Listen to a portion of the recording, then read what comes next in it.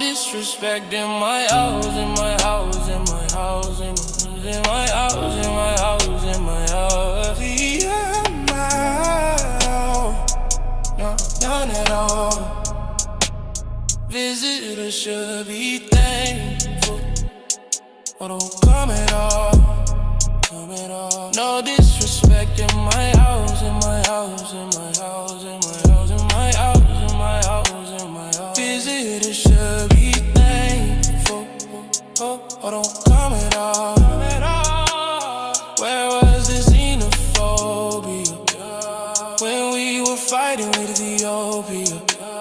Where were the bros when we exposed King and Leopold? Where were the visit for righteous when we fought for laws that made y'all migrants? Some grateful, some hateful, but all put up to our table and pulled out with a plate full. All put up to our table and pulled out with a plate full. No disrespect in my house, in my house, in my house, in my house, in my house, in my house. Visitors should be thankful, or don't come at all. No disrespect in my house, in my house, in my house, in my house, in my house, in my house, in my house. Visitors should be thankful, or don't come at all.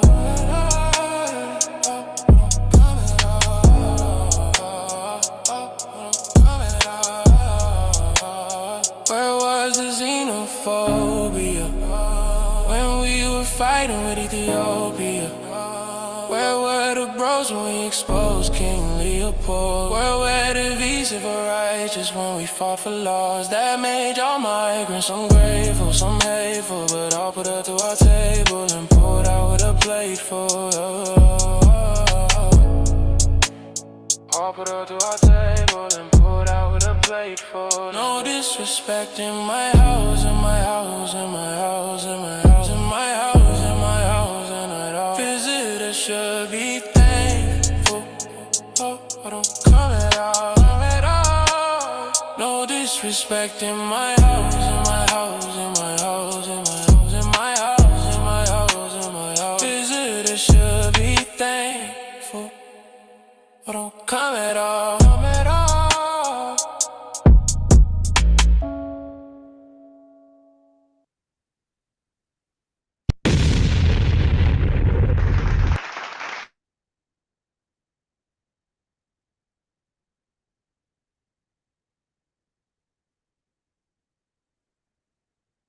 Why do black Americans say they're not African when they clearly are? Tell me, how are we African? I am not an African. What makes me African? My family not born in Africa. My great-grandmother not from Africa. My great-great-grandparents not from Africa. Nobody in my family is from Africa that I can trace 300 to 400 years. No. Nobody. We keep records of who we are here in America. Tell me, how am I African? Now listen, I'm going to give you this. And I'm a thinking person, right? I look at things from both sides. And I do the comparison game. I look at Canada. I look at certain parts of South America. I look at certain parts. I look at all of the Caribbean islands. I look at Haiti. I look at the Dominican Republic. I look at I look at the UK. I look at Australia. I look at all these places where there's mostly melanated black people at. And I can see African in them. I can see how they can be African. I can see why they might look at themselves as African, because they carry the African ways.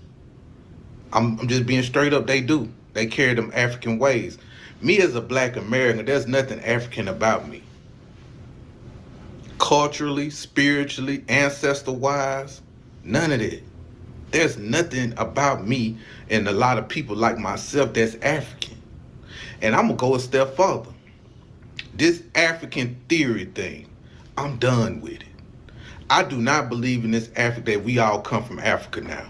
I'm starting to lean toward what my brothers and sisters, my indigenous Indians, my black natives, the people that are aborigines on this land, I'm starting to lean towards them, what they say about this African theory thing. And I'm done with saying that we all come from Africa and we do not. We don't think like y'all. We don't move like y'all. We're more innovative. You get what I'm saying? Like we create things constantly. We're more progressive than the majority of the people around the world, yo. I'm just being straight up. How we think, how we live, how we move, things that we have been through. The stuff that we've been through in America, and by us being the belly of the beast with the white man, no group in the world could overcome that. None. I see how things will happen to y'all countries when the white folks don't even really be there. They just have a puppet over there to do y'all dirty. And I just see how y'all can't recover. We dealt with the devil on our own, and we still resilient. We so resilient. People, white people, yo people, all groups of people got to use the bottom 5 to 10% of black Americans that do nigga shit. That's how great we are. Y'all gotta go to the negative of us. Cause y'all know if y'all go to the positive of black Americans, we'll run past y'all like Sakara Richardson in the Olympic trials, bro. So we are not in the aisle, bro. Talk to the Caribbeans about being African, okay? Talk to the South Americans that are black about being African. Talk to the UK people about how they African. Don't talk to us about being African. Some Black Americans are now openly calling for clear separation of identity between themselves and the African and Caribbean immigrants. Yes, you heard that right. For years, many people have used the term Black as if it represents one unified global identity. But more voices are starting to say the experience.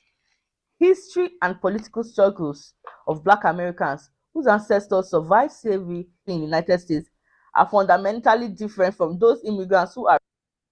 So she's clearly reading. You see, old boy, the Foundation Black American, he wasn't reading. Okay, he was talking from the heart. Let me go right here. Just back up a little bit. Some Black Americans are now openly calling. I know if y'all go to the positive of black Americans, we'll run past y'all like Sakara Richardson in the Olympic trials, bro. Okay, see what's genuine when you speak from the heart. Okay, I point out often, a lot of these Africans, when they respond, they're always reading something, is never from the heart. Like they need AI to give them an argument on how they are black like us. Like, why don't y'all just talk about your lived experiences in your country, how you guys call yourself black? You guys don't, okay? That's why you got to rely on AI. You can't speak from the heart like this brother right here. No, yeah, they all use AI to speak for them, their personal experiences.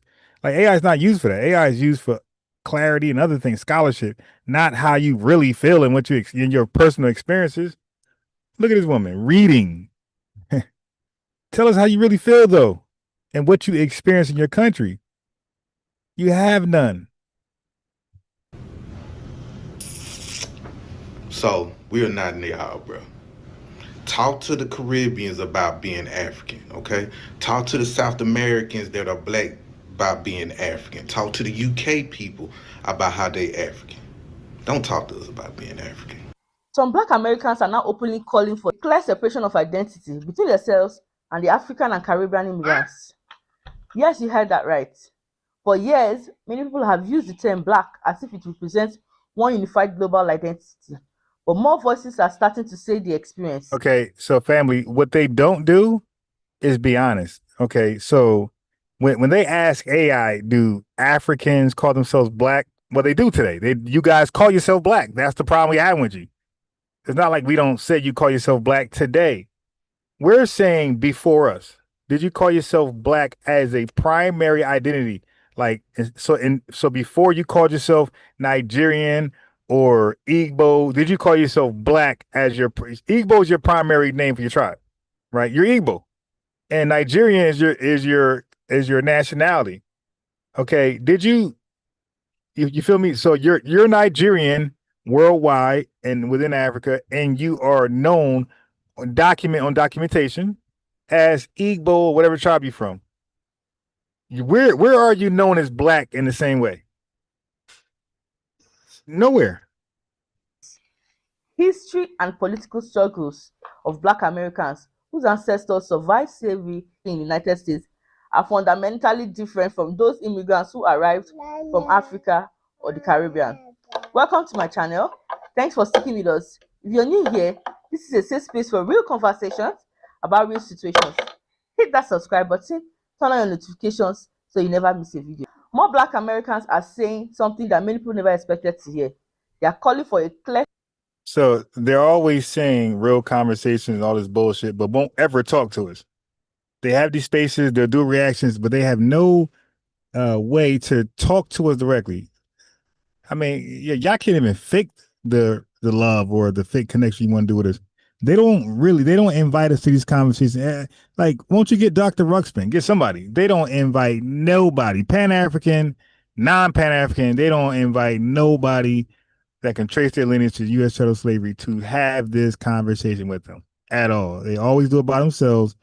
Arrogant people, man. That's why we are like, yo, go your way.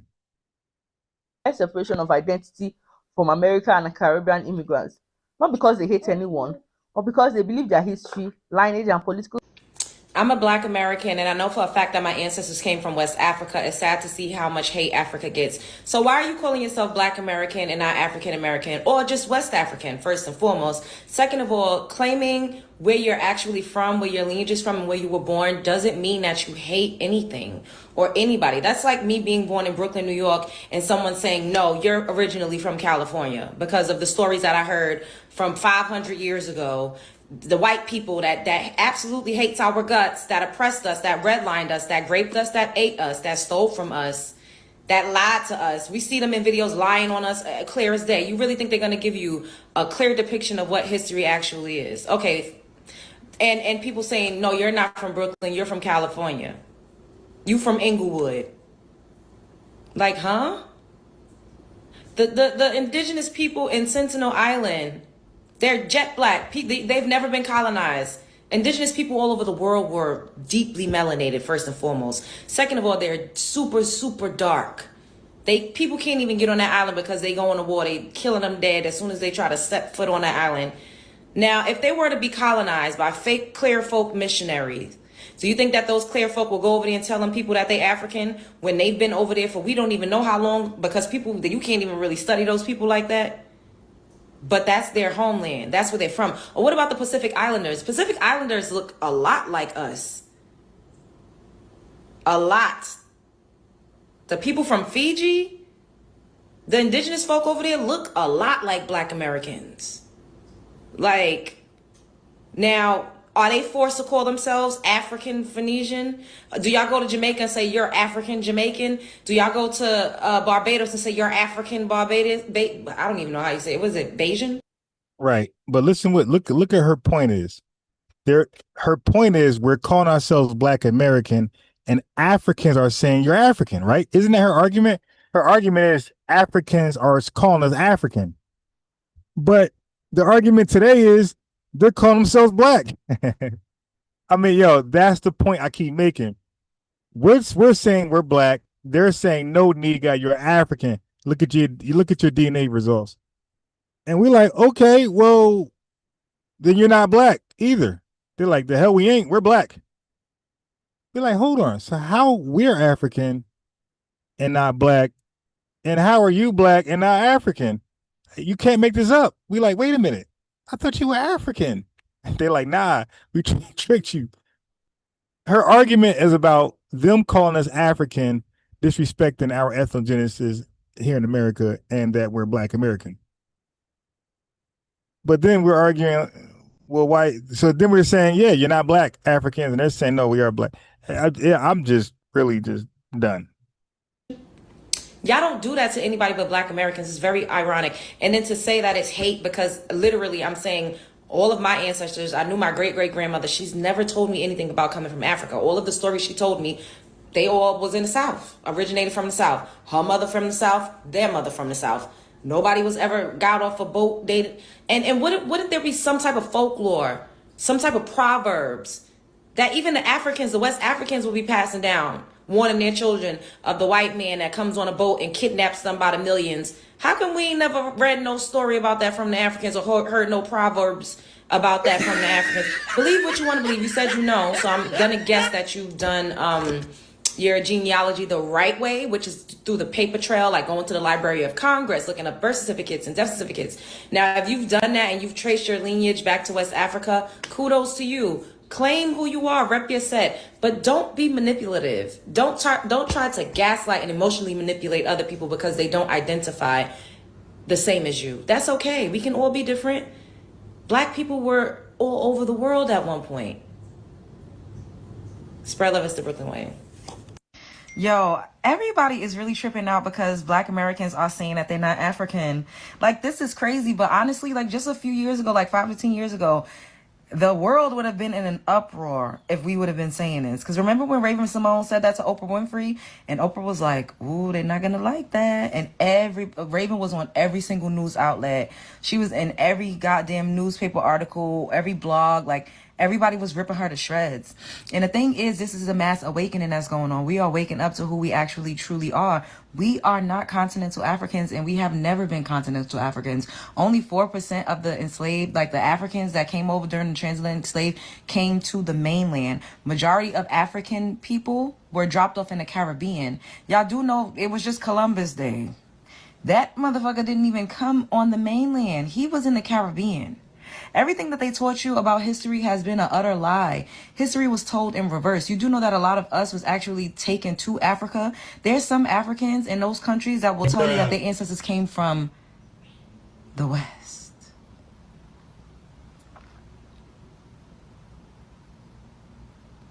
That some of their ancestors came from here.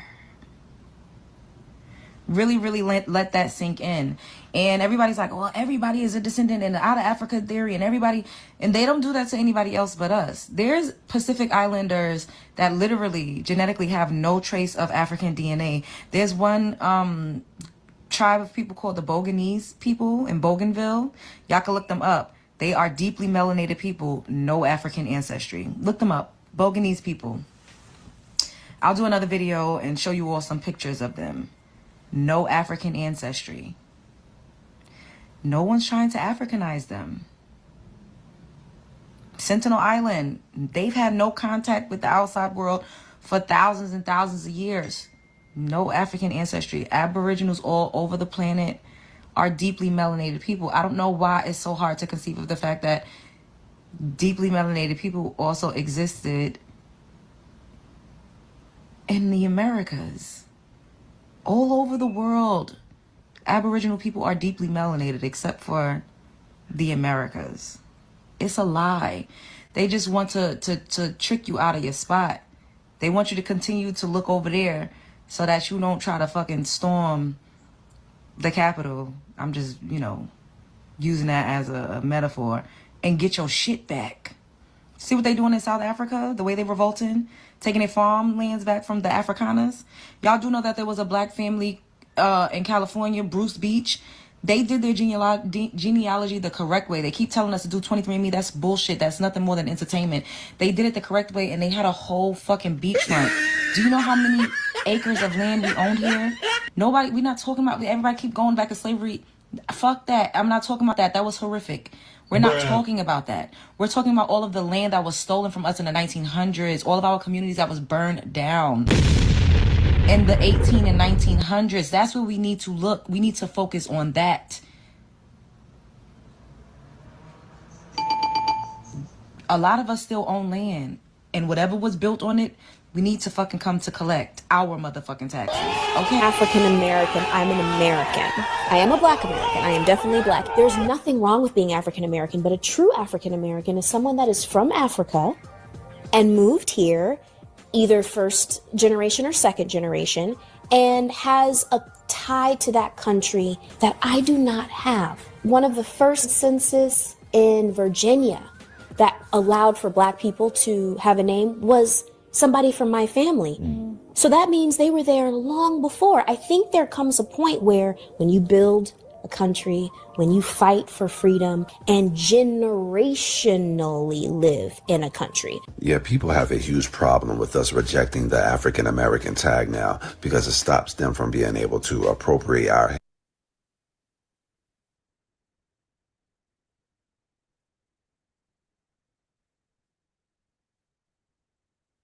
Everybody, it's your main man Theo E.J. Wilson with African Diaspora News. Now, there seems to be a creeping narrative going on that us Black Americans from the foundational lineages have a more complicated origin story than simply being the children of enslaved Africans.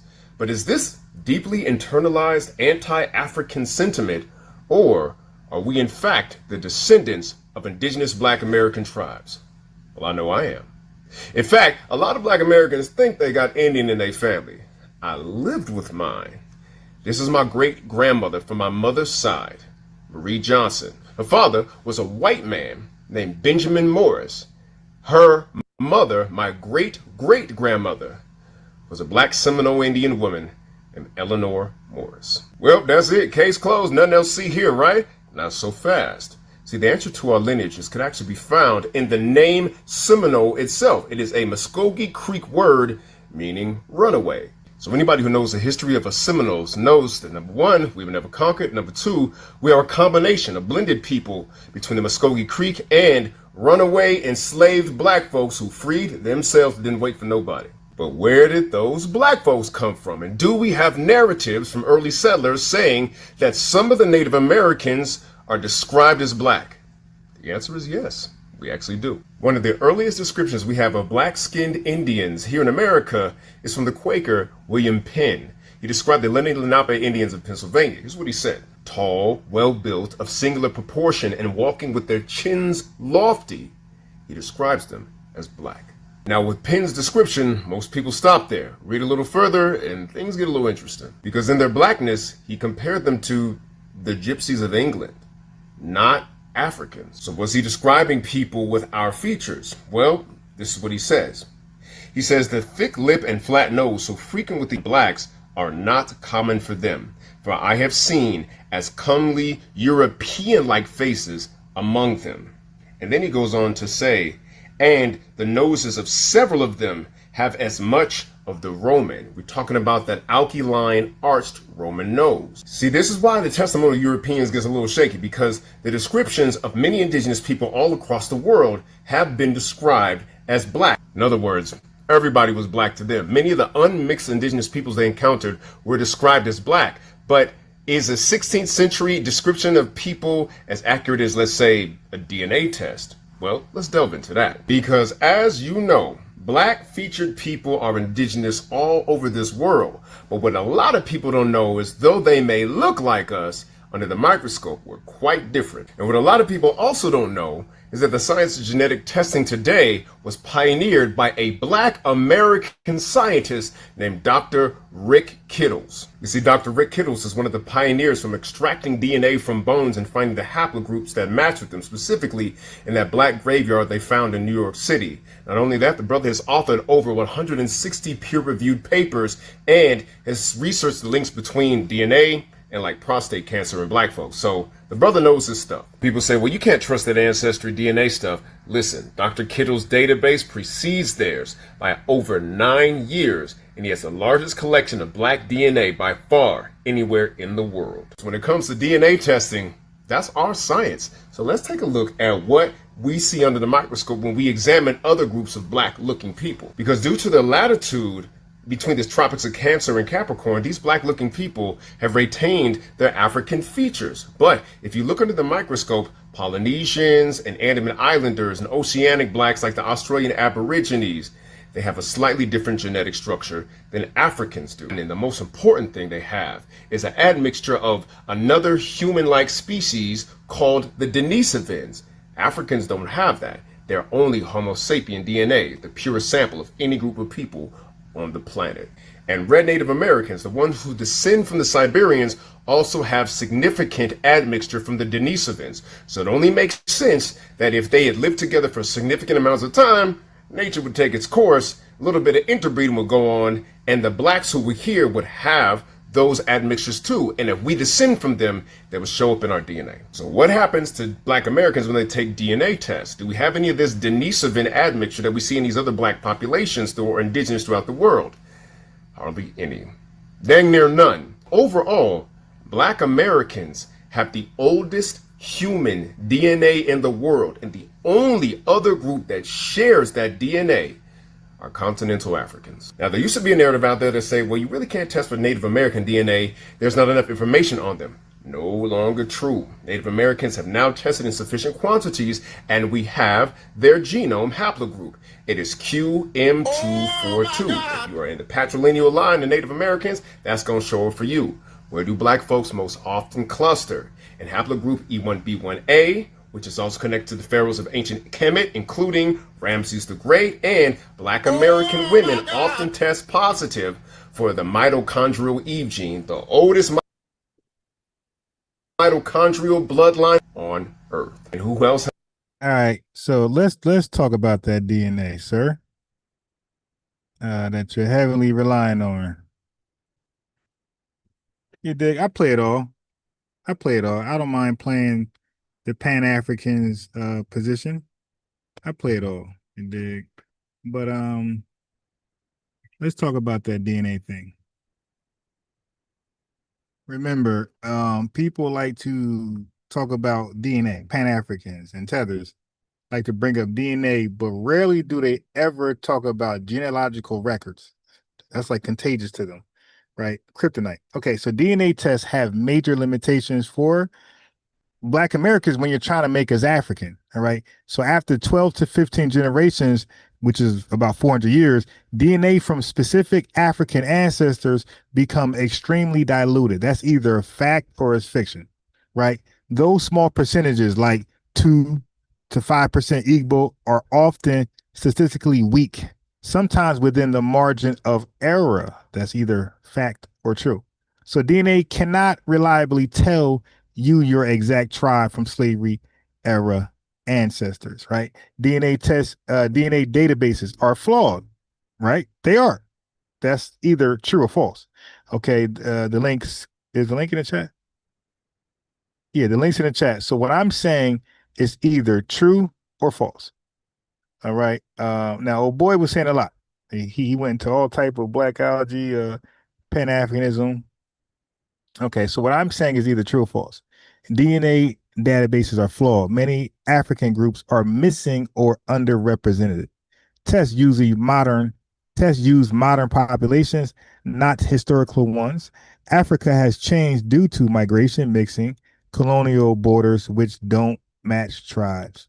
So DNA results are guesses based on incomplete and modern data. That's either true or false. The link is there. All right. DNA results are probabilities, not facts. That's either true or false. Results come from wide error ranges. A 5% result could actually be 0% or 10% or higher. So let's say if it says you're 5% Igbo, that can actually be 0%, or that could be 15 to 18 to 20%. All right. So those percentages are not precise enough to build identity on. That's either true or false. Genealogy, DNA for Black Americans. Most reliable sources include Freedmen's. Now, this is the most reliable sources for who we are in America. Okay. We can't speak for anybody else. But Freedmen's Bureau records, census records post 1870, slave schedules, will and court documents. If you're trying to look for your genealogical records past 1870, like a little earlier, there you go. Freedmen's Bureau records, check that out. Census records post 1870, slave schedules, wills, and court documents. Okay, why are those important? Those give real names, show real family connections, trace actual life stories. All right. So paper trails tell your real history. DNA does not. That's either true or false. What about those like the guy earlier that I'm gonna do a recap on tonight if I don't fall asleep?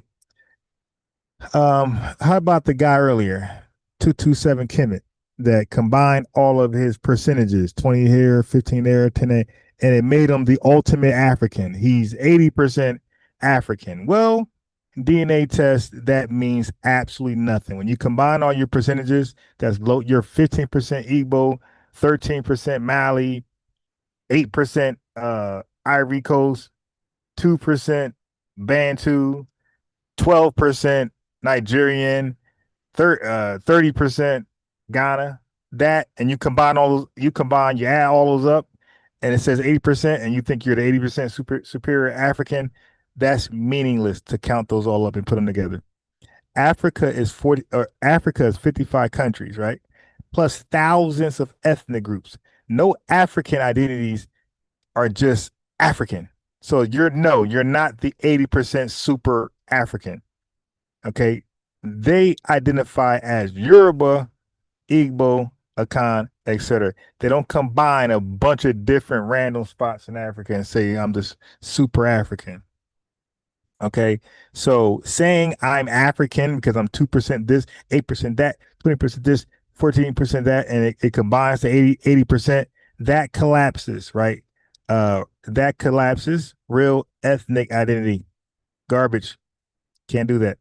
So over 400 years, Black Americans, we have developed, what have we developed in this country that we don't got to look past 400 years to identify ourselves? AAVE, language, Black church traditions, music, blues, hip hop, shared history, slavery, Jim Crow present, and our soul food dishes, obviously. Okay, so we Black Americans are not just Africans in America, like Malcolm X mistakenly said.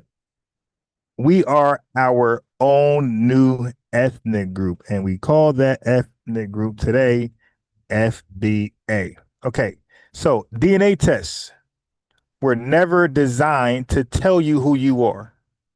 Okay, don't let these liars tell you that. And again, the link is there. They could easily click it and debunk me. They could tell me I'm wrong and, give correct information. DNA tests were designed for health information, recent family matching, recent, that means in America, broad migration patterns, broad, nothing specific. So they're not there to tell you what tribe you came from 400 years ago. Okay.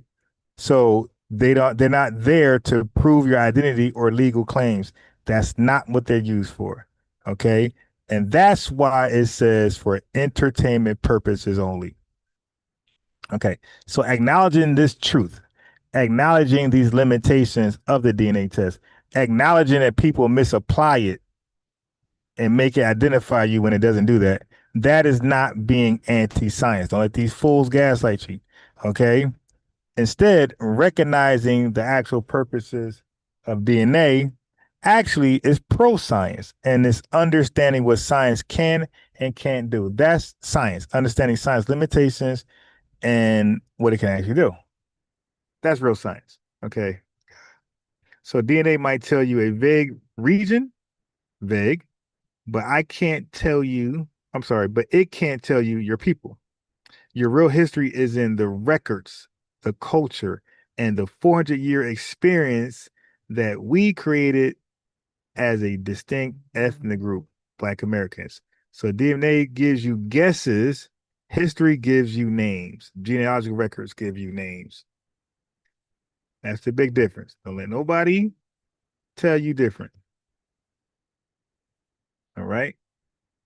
Now, where are we? Oh, this is hilarious. Hold on. Couple videos before I go into the subject. Okay. This the title. I got a few videos that I think you guys will find interesting. Then we'll go into the title.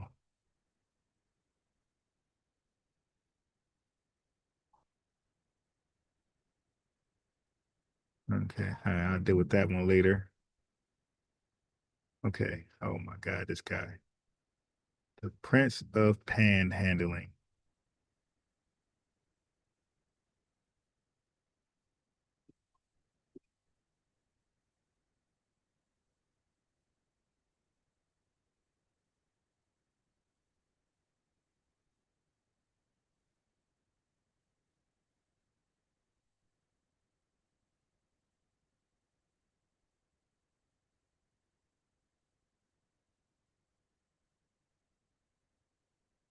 Now, notice he's not calling himself FBA, and he still have our talking points.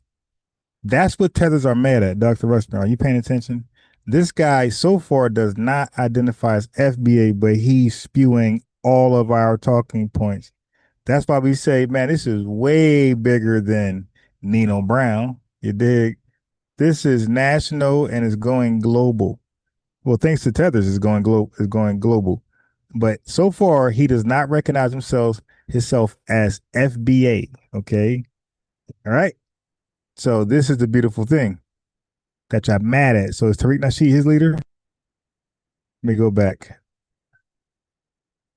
I am not an African. I am a Black American. What that means is that my entire family has come from America. I am the descendant of people that were slaves. That's what that means when I tell you that I am a Black American. That means that the people that have been in my family for generations built this country. That means that my grandfather, who served in World War II, that helped fight and defend this country, and was, by the way, denied GI Bill benefits because he was Black, is a part of the history of this country. I am not Haitian. I'm not Nigerian. I am not from any of these other countries. I am a full-blooded 100% Black American. Press always. How did you? What account? You don't have a wrench. Press always. Is that a new account? Because I don't see a wrench. I mean, it's not a wrench, so that must be a new account. Your backup account. What that means is that I will speak on Black American culture in any way that I please, but what I will also do is I will not allow for it to continue to be co-opted by Africans who come here with so many more resources than your average Black American does, try to wrap themselves up in our struggle, our oppression, our history, and try to co-opt every space that we have built for ourselves, like they've done in the destruction of the Essence Music Festival. So don't try to discount what I say and try to pretend that I'm Haitian or I'm not American or whatever. No, I'm 100% Black American. You are 100% American, and it makes sense. How you explain it makes sense. What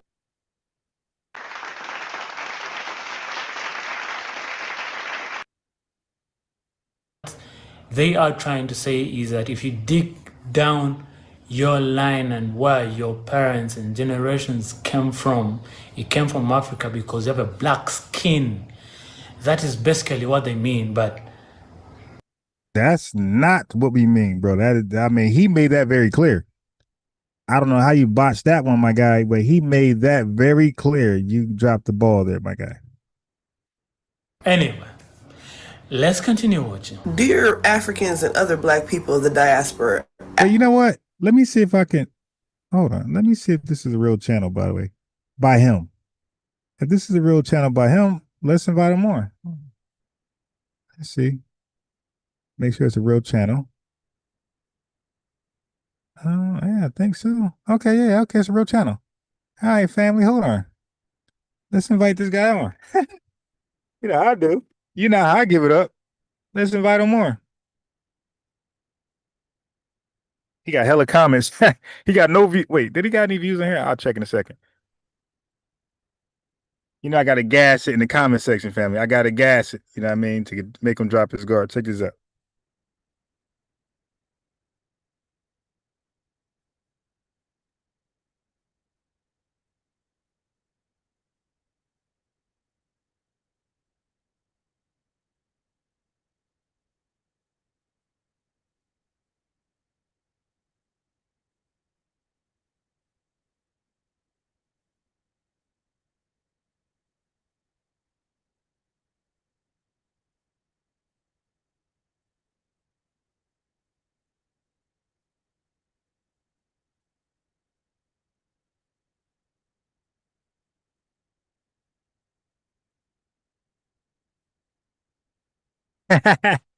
You dig? Make them feel really comfortable. There it is right there. You know, I gotta gas it. Say, because these guys be scary as hell, man. They don't want to talk to us at all. Ain't that a shame? We rarely get Africans to call in. And I ain't talking about the cosplaying ones in America. I'm talking about from the continent that sound like him. Black Americans are not your children. You do realize we are the only group of people that took a racial derogatory term used against us and turned it into a term of endearment, right? You're begging for unity, but you're disrespecting us in the same sentences. We feel absolutely zero shame when you call us xenophobic. And we're proud of our ancestors that overcame slavery and Jim Crow. So please carry on. Why are we even fighting, man? I feel like these are very unnecessary arguments that we're having between blacks and blacks. Bro, you're not black. Okay, you're literally black as hell. Okay, the way you look, but you're not black American. Okay, you're not black in the way we define America. Just because you are the color of someone very, very dark, that doesn't mean you're black. That this is not a organization or non-profit. You did feed the children type shit. You don't get in with us because you're very dark skinned. Dude, you have to be able to tie your lineage to U.S. chattel slavery, my guy, and you can't do that. And nobody from Africa can do that. Nobody from the Caribbean can do that. You can't. You're not one of us, bro. You're not black. You are African. Be proud of being African, man. Remember the DNA thing? So you're black. Well, what does your DNA test say? Does it say you're black or African? Right back at you. The other people see us the same way. So I just had Oh my God, yo, they give white T people so much validation, man. They see us the same way. Yo, we don't define ourselves by white people's standards like you guys do. You got to stop the projection. Discussion with someone that I did consider a friend. But anyways, needless to say, stop trying to Africanize my people. Stop trying to Africanize my people. We are not African. We are not descendants of African. The problem with you guys is there's those of us who have traced our genealogy. We are from North America through and through. You will not Africanize us. I don't care what you said. I don't care about your DNA test. That don't mean shit to me. Do your genealogy. And if you do happen to be African, be a proud descendant of an African. But we ain't African over here, buddy. We is not African over here. We are from North America. Wrap this shit up. Man's is pissed, man. Man's is pissed. But do you understand by the term or the word descendants? Yeah, we do. Do you understand that? Okay, we're not descendants of African people. Some of us have African genetics. That's the big difference. African genetics and descendants of Africans are two different things. Now, you need to tell us where, if we are descendants of Africans, then that means, wait, first of all, let's ask the guy how long ago. Let's start right there. If you believe we're descendants of Africans, can you tell us how long ago we've been descendants of Africans? He got to say over. He got to answer over 400 years. Okay, so everybody after that, we're American, right? Okay, so we look. There's no records. He can't prove at all. Nobody can. Nobody. I can't even do it. The great researcher I am, I can't do it. I can't prove that any of you have Africans in your genealogy, because how do you go back 500 years? You dig? And even if that was true, that wouldn't matter because of something called an ethnogenesis. So either way you want to spin it, homeboy, this is going to be an L. I hope you take my bait and pull up over here, my guy, because you're going to be a fun guy to cook. Do you understand by what that word means, the meaning of the word descendants? It means you come from a place. Okay, so family, this is the disrespect we're talking about. He placed several videos of foundation Black Americans saying they're not African and gave great reasons why not. He disrespects all that and say we're descendants of Africans. Anyway, it is okay. Let's continue watching. Why do African Americans hate the idea of being African so much? I never really understood it. It's like they make it a point to prove that we are nothing like you, we look nothing like you, that could never be us, completely different. And it's funny because you are literally one of us, removed through slavery. That's it. Every Black American descendant of chattel slavery pre-1865 is the descendant of a biracial Black American. That changes an ethnic group. It creates its own ethnic group. Why is it that Africans are specifically obsessed with making Black Americans African and not other Black people a part of the diaspora? Like Jamaicans, Caribbeans. And Black Americans have literally the longest removal from the continent of Africa than any of the other members of the African diaspora. Black Americans, descendants of chattel slavery, are not just Africans that just stayed African, but just in a different country for 400 years. No, we are the product of 400 years of brutalization of our African foremothers and racial admixture, and we contain the DNA of various Europeans and the indigenous. And I don't know why you keep equating being African to having dark skin when there are other parts of the equation. Especially when you're looking at this through the lens of race, and race is a social concept based on shared culture, lineage, and historical contextualization, along with other cultural distinctions. 400 years of racial admixture, brutalization, and survival of a caste system in which we didn't even know how to speak the language, so we created our own. That's why you can tell the difference between a person, for instance, who is as dark as Wesley Snipes or as light as Rashida Jones and still recognize them clearly as Black American in a way that is very distinct or different from someone who may have more recent African ancestry. I really do think you all are like conflating Black Americans with, for instance, like Black Brits who are only like first or second generation removed from the continent of Africa. Africans are able to claim both their African Black identity and their very specific countries in which they come from. So Nigeria or, Cameroon, and, put their flags all in their... Black Americans have had everything stripped and stolen from us. And when we decide to choose the way in which we are referred or how we are to be perceived, after 400 years of things being stolen and for us to be considered property of another person, I'll be damned if I have an African, regardless of how resemblance we may be, tell me that you own how I decide to classify myself as. Bruh.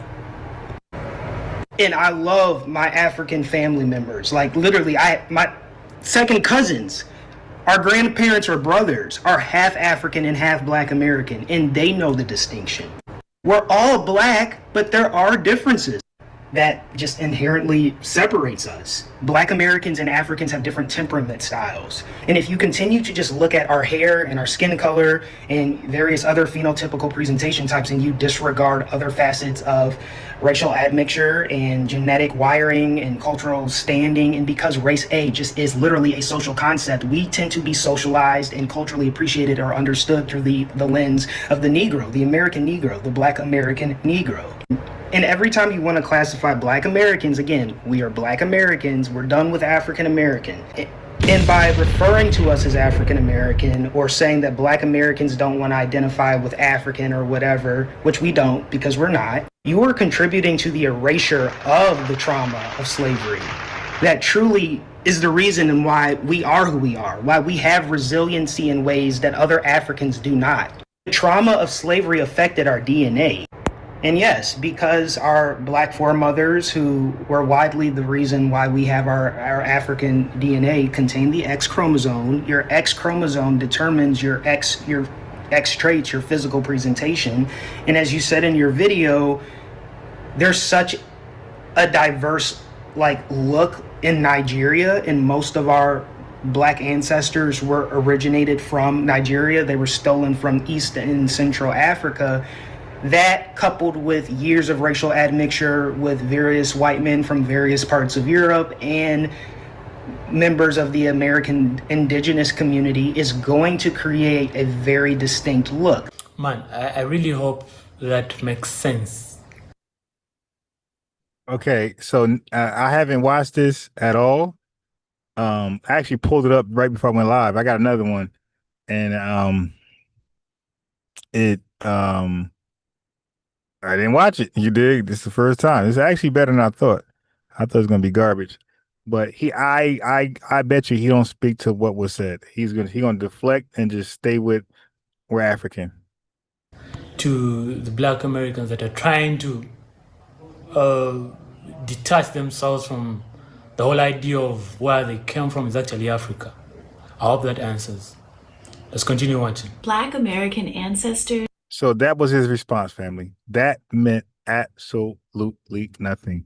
He didn't speak to, and yeah, that dude was actually sharp. Like what I do is I listen to people's responses and how they prove we're not African, we're our own, ethnicity. And I like to listen to see how much people know and what they study. That dude studied a lot. I can tell he's not some lightweight guy. You dig? Like he know his stuff. And check this out.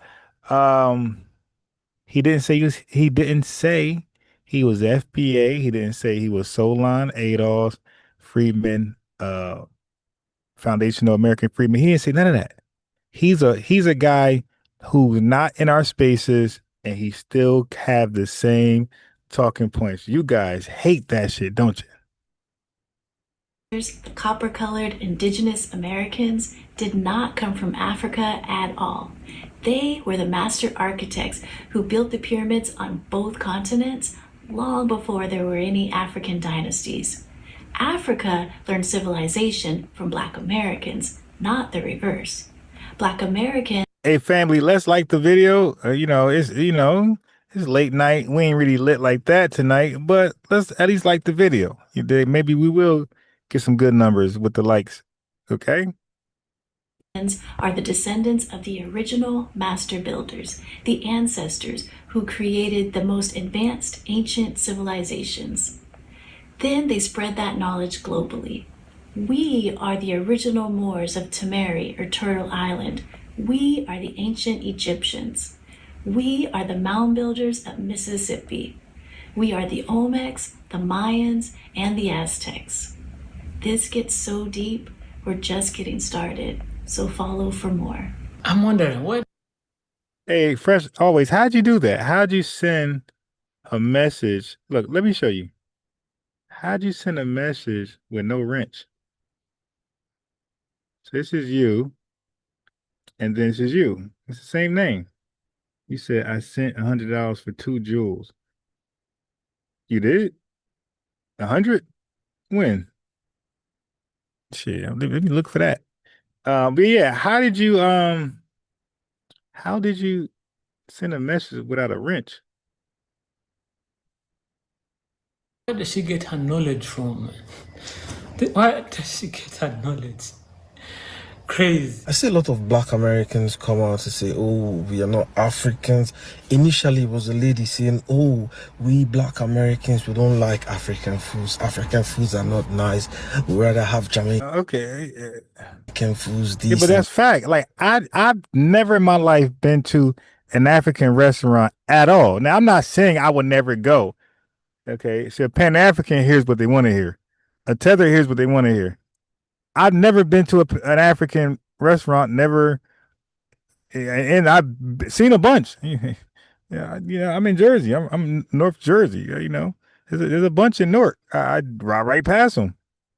You dig? And especially these violations I'm reading about, restaurant violations from foreigners. I'm good. I'm probably never going to an African restaurant. But yeah, what's the problem with us saying African food? We don't just say African food. We even say East Indian food. It's just not. Those are two ethnicities that we just don't eat food from like that. Not all of us. Some FBAs eat African food and they enjoy it. You dig? So y'all can't say. I mean, y'all got to make your mind. Are we a cult or not? Are we a monolith or not? Because then you got to acknowledge some of us actually enjoy African food and some of us don't. I don't enjoy it. I don't know what fufu is. I'm never gonna eat it. I don't think so. I don't think I ever eat it. Maybe one day, but I don't have no desire for it. I ride right past those African restaurants. Okay, I go right to Chipotle or Five Guys, something else. That and da and all of that, and I'm like, why all this? Did anybody try to force African food down your throat? It makes no sense. And then talking about foods, I mean, we African, we don't eat processed foods. We buy foods that just came out of the ground or you gotta listen, or what? Have just been harvested.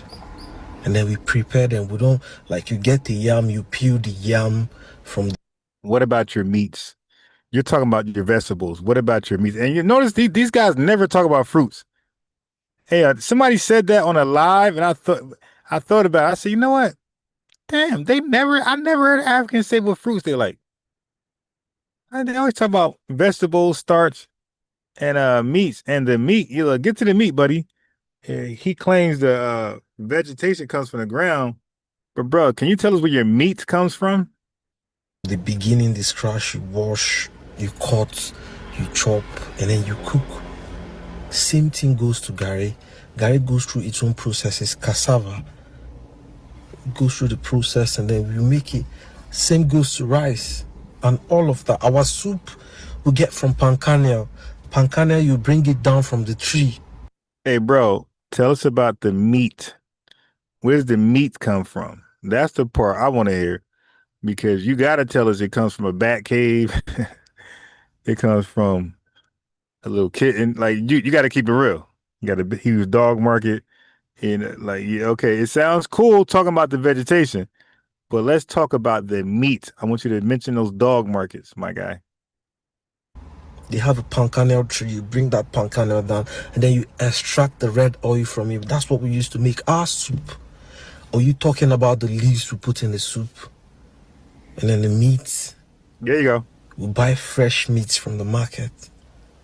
Okay, but bro, if it's fresh canine meat, that's not a good thing. If it's fresh rat meat, bro, that's not a good thing for us. And if it's fresh monkey meat, my guy, that's not a good meat for us, bro. Just saying fresh meat, that's not gonna do it, bro. For us Americans, you gotta say beef, chicken, pork, fish, turkey. You gotta say something like that. You guys saying just meat and we know what you eat, fresh don't mean it's good. It don't mean it's palatizing. You dig? It sounds like something we don't eat over here. So I don't really know why somebody will come and be speaking ill about African foods. Our foods. He said speaking ill. Bro, we don't eat it. Like you don't eat soul food, my guy. We don't say you speak ill. We just say it ain't for you. Natural and healthy. So that's basically that for the food aspect. And then what really drove me nuts was initially I saw one guy, he came out with we all know about Red Indians and how they were the first in America and all of that. And then I saw a black American come on social media, on TikTok, put on the thing those Red Indians usually put on their head. I'm like, yeah, we black Americans, we are from Tamarian. I don't even know what that is. And then when they try to back these things up with facts that they have, it makes no sense. You see paintings of people that looks like Red Indians. Of course, this is Red Indians. And then they say, yes, these are our forefathers. We are not from Africa. The thing is, nobody's forcing you to come from Africa. I don't know where yes, you are. Whole shenanigan is coming from. Because I'm an African, an immigrant to another country. I know how we Africans, we thrive as immigrants. We try to catch up with the society. We try to. But you do a lot of scamming, my guy. That's not catching up. That's cutting the line. Meet up with the demands of wherever we are. You know, and then wait, where's the demand for scamming? That's not true, man. That's not true. And we're not gonna let you lie. Where is the demand for scamming? That's not true, my guy. When we get there, we try to not let our culture die. We try to make our food, hold festivals and all of that to, keep our culture alive. This is not like a show off or trying to put down your tradition and all of that, but it's more like promoting our culture because it is unique to us. Oh, that's what we do. We promote our culture and we're being real about yours. We're saying that ain't for us. You see us doing these things, and I don't know why the hate on Africans, basically. Oh my God. Yeah, this dude, he just quoted some Foundation Black Americans explaining how they do not like African foods. Okay. And he took that as hate. No, bro, the food is what they hate. They didn't say they hate Africans. It makes no sense to me. And then I saw someone else come and say, oh, we the black Americans, we are from Mexico. And then he brought up some pictures of some. Stop lying, my guy. He's probably talking about the Aztecs and Mayans. Dude, at least quote it right, stupid. Red looking people, and then this is our forefathers. We are this. I mean, you sound funny to me.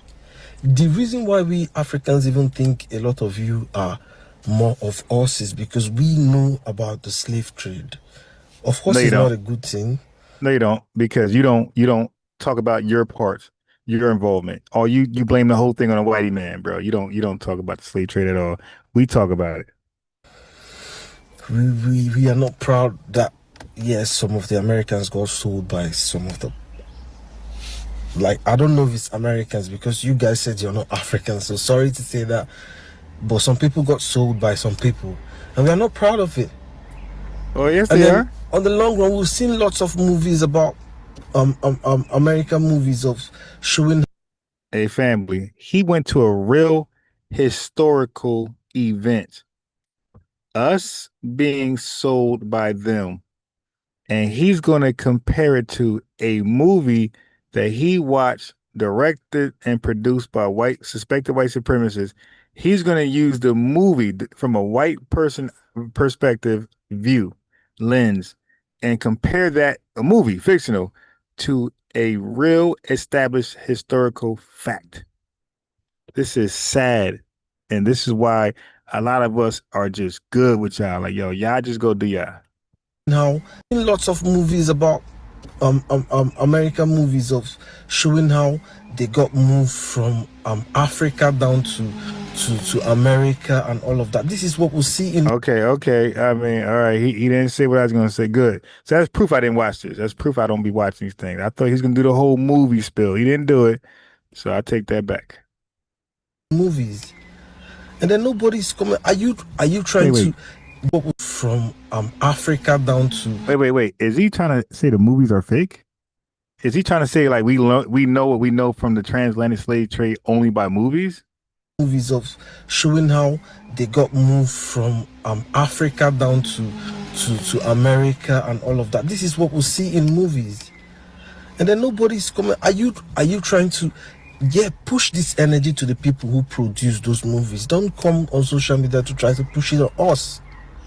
You know, wait, what are you talking about, bro?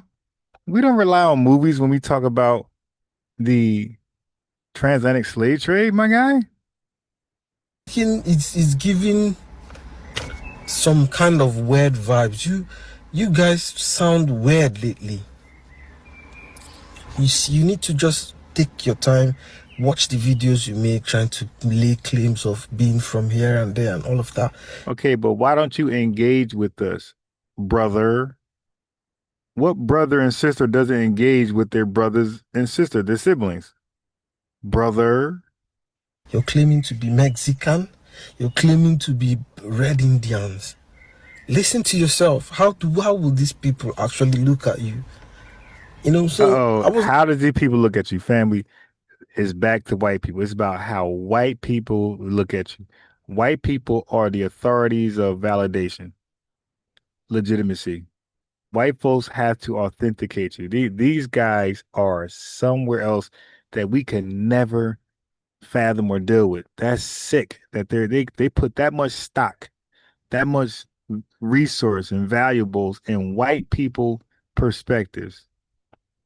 I'm not going to talk about this, but then it's just becoming something else. You guys sound like you're on some new kind of dope shit.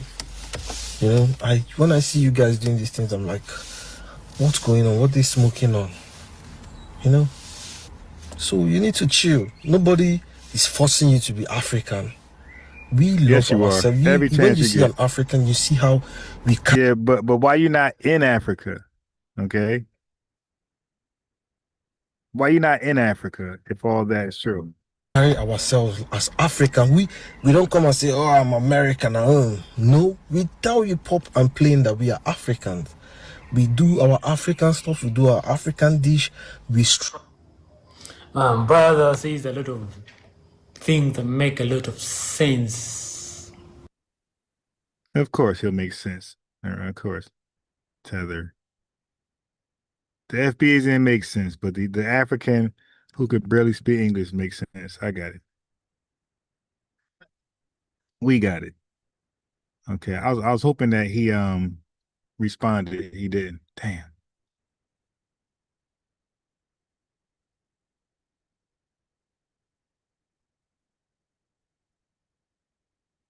All right, let's see what else I got before I get started.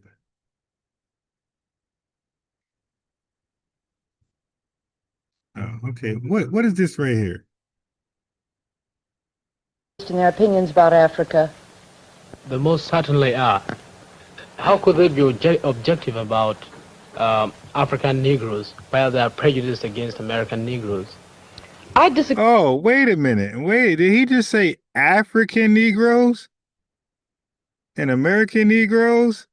Wait a minute. Yeah, wait a minute, family. I told you, I said, how can you be black when black evolved to be black? Like there was a process to be black. You had to be Negro colored. You had to be a Nigger. You had to be boy. You had to be all these things, including American Negro. He just said African Negro. You had to be Afro-American and then black. Black, it took a while to be black. You had to earn your black. Okay, they didn't earn their black. And I mean, but African Negro? About Africa. The most certainly are. How could they be objective about African Negroes while they are prejudiced against American Negroes? He said African Negroes. I disagree with you completely. I think that Americans are prejudiced for African natives and are very prejudiced against white people in Africa. Well, I'm getting confused. How can Americans be for and against Africans at the same time? Well, if I say anything, I'm going to confuse you still more. As an This guy's Ethiopian. Ethiopian, well, if I say anything, I'm going to confuse you still more. As an Ethiopian, I'm prejudiced against both white people and Negroes. Okay, Scott. Hey, family. Family, this is 1957. The Ethiopian guy said, I'm prejudiced against white people and Negroes. This dude look about 16 years old. Well, if I say anything, I'm going to confuse you still more. Hold on. Let me share my screen on this one. Y'all got to see this. This guy looked every bit of 17 years old. My man said, I'm prejudiced against white people and Negroes. I'm getting confused. How can Americans be for and against Africans at the same time? Well, if I say anything, I'm going to confuse you still more. As an Ethiopian, I'm prejudiced against both white people and Negroes. Discussion are 4 high school students from 4 different countries in Africa. Let me introduce them to you now. So he was 16. Here is Amelia Day from the Gold Coast. Amelia is 18 years old. Here is Susan Rennie from the Union of South Africa. Susan is 17. Susan, those school uniforms, are they always that short? No, this is actually a dispensation. I'm a senior, but the other girls have to have them 3 inches above the knee. Very interesting study in native costumes. Thank you. Now let me introduce the boys, will you? Here, our baby for tonight. Yeah, she called that skirt short. That thing's down to her knees. What would she call what people wear now, what these women wear now? That's crazy. 15-year-old Meskin Venega from Ethiopia. And 16-year-old Boniface Opakaja from Nigeria. Now, let's start out by asking you what some of your own prejudices are. Oh my God, they about to debate the battle of the tethers. How about you, Amelia? Have you got any prejudices, say, against the Nigerians? Yeah, I have my own personal prejudice against the Nigerians. Coming from the Gold Coast, where there are many Nigerians, I think that I sometimes look down on the Nigerians as somewhat inferior. Hey, family, this is 1957. This is where we were blackity black power, and these people are hating on each other. In 1957. You cannot make this up, yo. What happened to all this unity? To us. Because you see, the Nigerians who come to the Gold Coast are mostly beggars. So that's my opinion about it. Wow. Beggars in 1957. This is funny. I don't see how you have a case against for this your proposition, or I say for this your stand. Actually, personally, I look towards the Gold Coast not as imperials, but perhaps as people that are individualistic, are not working towards the communal effort or towards the welfare of the nation. They, of course, have made great strides because they are a very small country, and yet you have all these differences in their country. Nesbitt, how about your prejudices? You admitted to several at the beginning. Well, as I told you before, we have also our own prejudices against the African Negroes. We consider them as inferiors. We have, of course, our own reasons for saying so. And what are they, Nesbitt? Well, first thing, we consider ourselves to be of the lost tribe of Israel and not Negroes. It's only that our faces are burnt that we look like Negroes. And also, we... Yo, fam, you heard that? This guy thinks he's European. Ethiopians think they're whitey people. He said, only because our face is burnt, we look like African Negroes. So in other words, he's a European who's been burned in the sun. Now he looks like an African. Wow. Of the lost tribe of Israel and not Negroes. It's only that our faces are burnt that we look like Negroes. And also, we've been ruling part of Africa for hundreds of years during the 16th century, and we ruled part of Egypt, Sudan, and as far down as Mozambique. Well, what about your Well, this ain't Pan-Africanism. prejudices against white men? Well, back home, if a woman marries a white man, she's considered mean, and when she dies, the priests never pray for her as they would do for any ordinary man. It's just considered as suicide. Why do you think they look down on the white people so much? Well, for the first reason, religiously they consider them unclean in heart because they eat pork, and thus prohibited in religion. Susan, you got any prejudices? Oh, I think I've got some pretty large prejudices.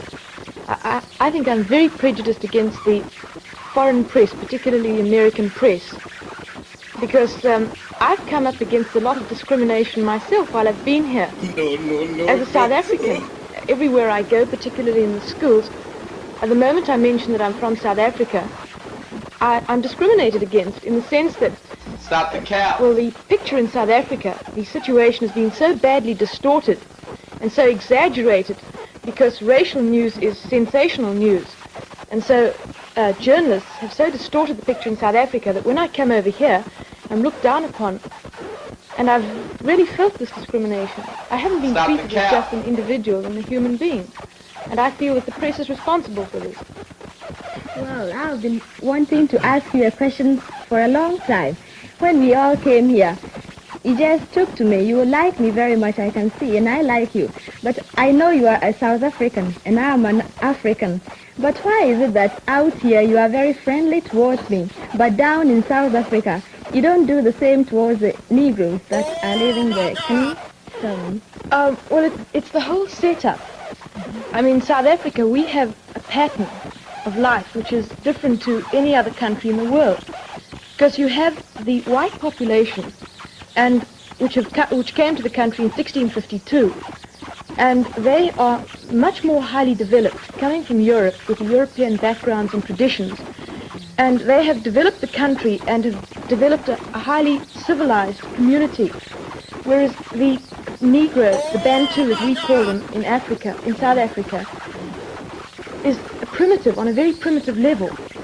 And the barrier in South Africa isn't so much color as civilization and economically.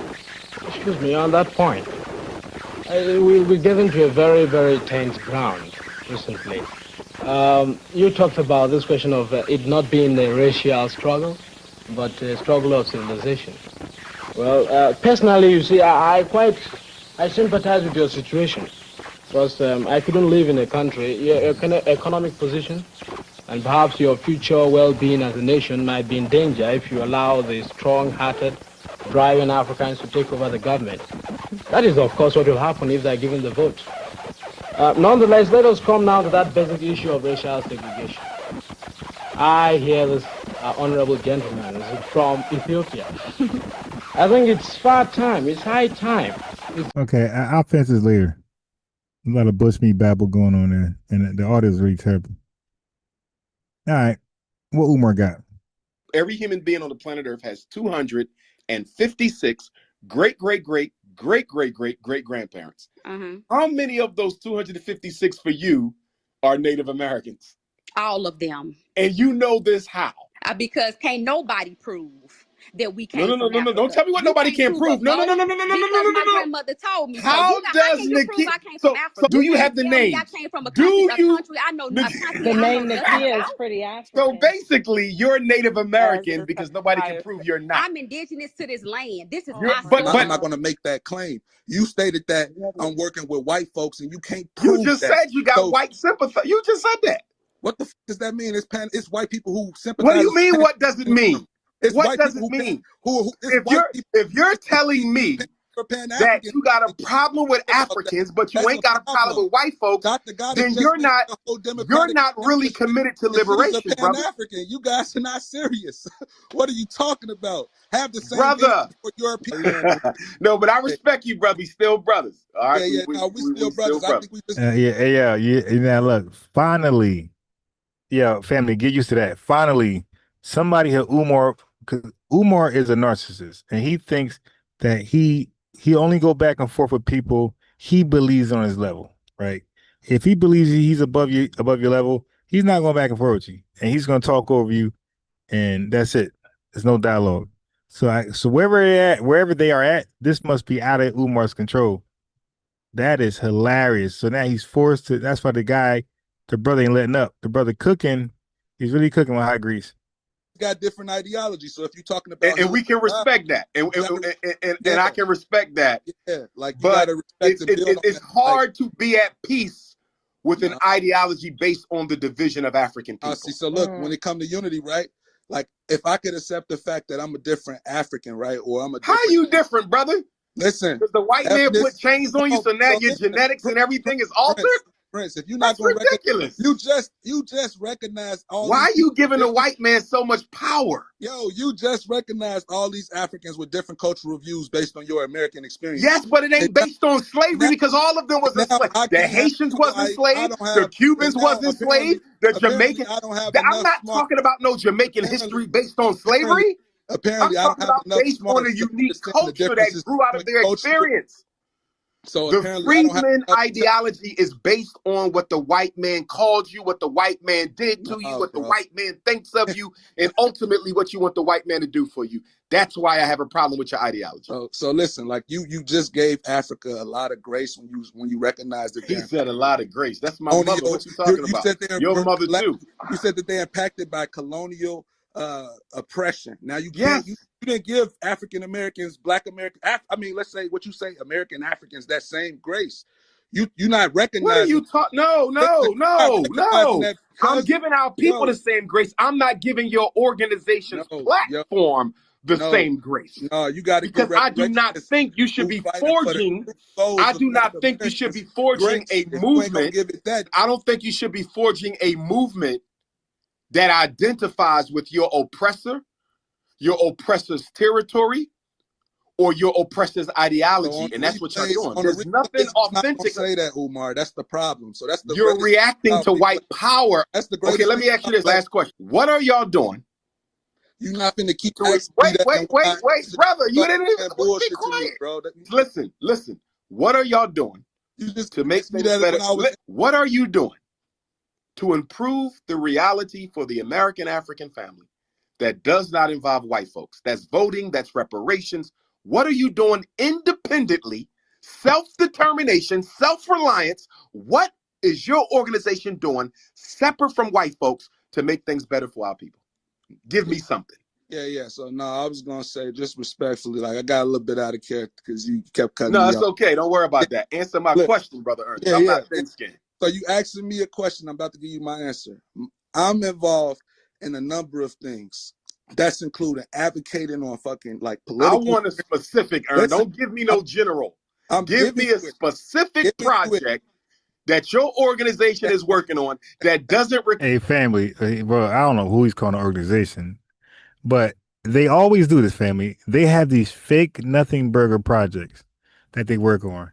And this is no different than getting a EIN, LLC, and a name and never starting a business.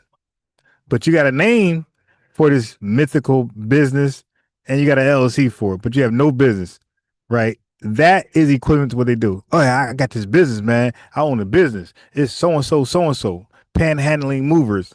It's like, okay, this LLC, we move people. And the whole time you don't know it's not a functional company or functional, nothing. But he will pretend because you don't know him and he's showing you the LLC, you will believe that he's actually doing something. Then he's gonna ask you, what are you doing? They always try to make it personal, individualistic. All of them do this. All of them do this. Right. But according to them, when something is shared and done and said by many people, it's a cult. Require us to beg from white folks. Give me one. So how about this? You come and meet us and work with us and stuff. No, Ern. Because you a big talker. Cut it out, Ern. I love you, bro.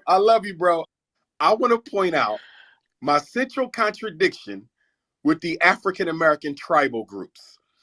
And that's the freedmen, the pretendians, the ADOS, the phony Black Americans, all of that. I don't see nothing being done for our people that doesn't involve begging white folks. I just asked Brother Ern to give me one thing he doing that does not involve white people. Cap. He gave me no answer. So I got to ask you the same question, my love. What are y'all doing that don't involve waiting for white folks, working with white folks, or begging for white folks to make things better for Black folks in this country? Okay, so me personally, I am against reparations. Okay, I don't believe that we need the white man to give us anything when we have our own land, and this is our land, and we can get it right here out the mud like we've been doing it, like our ancestors did it, and everything else. We had segregation. We didn't need the white man. We had a bunch of stuff, and we never had it. We was getting it before they came, and we can get it when they leave. So I'm against reparations. I really just want them to leave us the hell alone.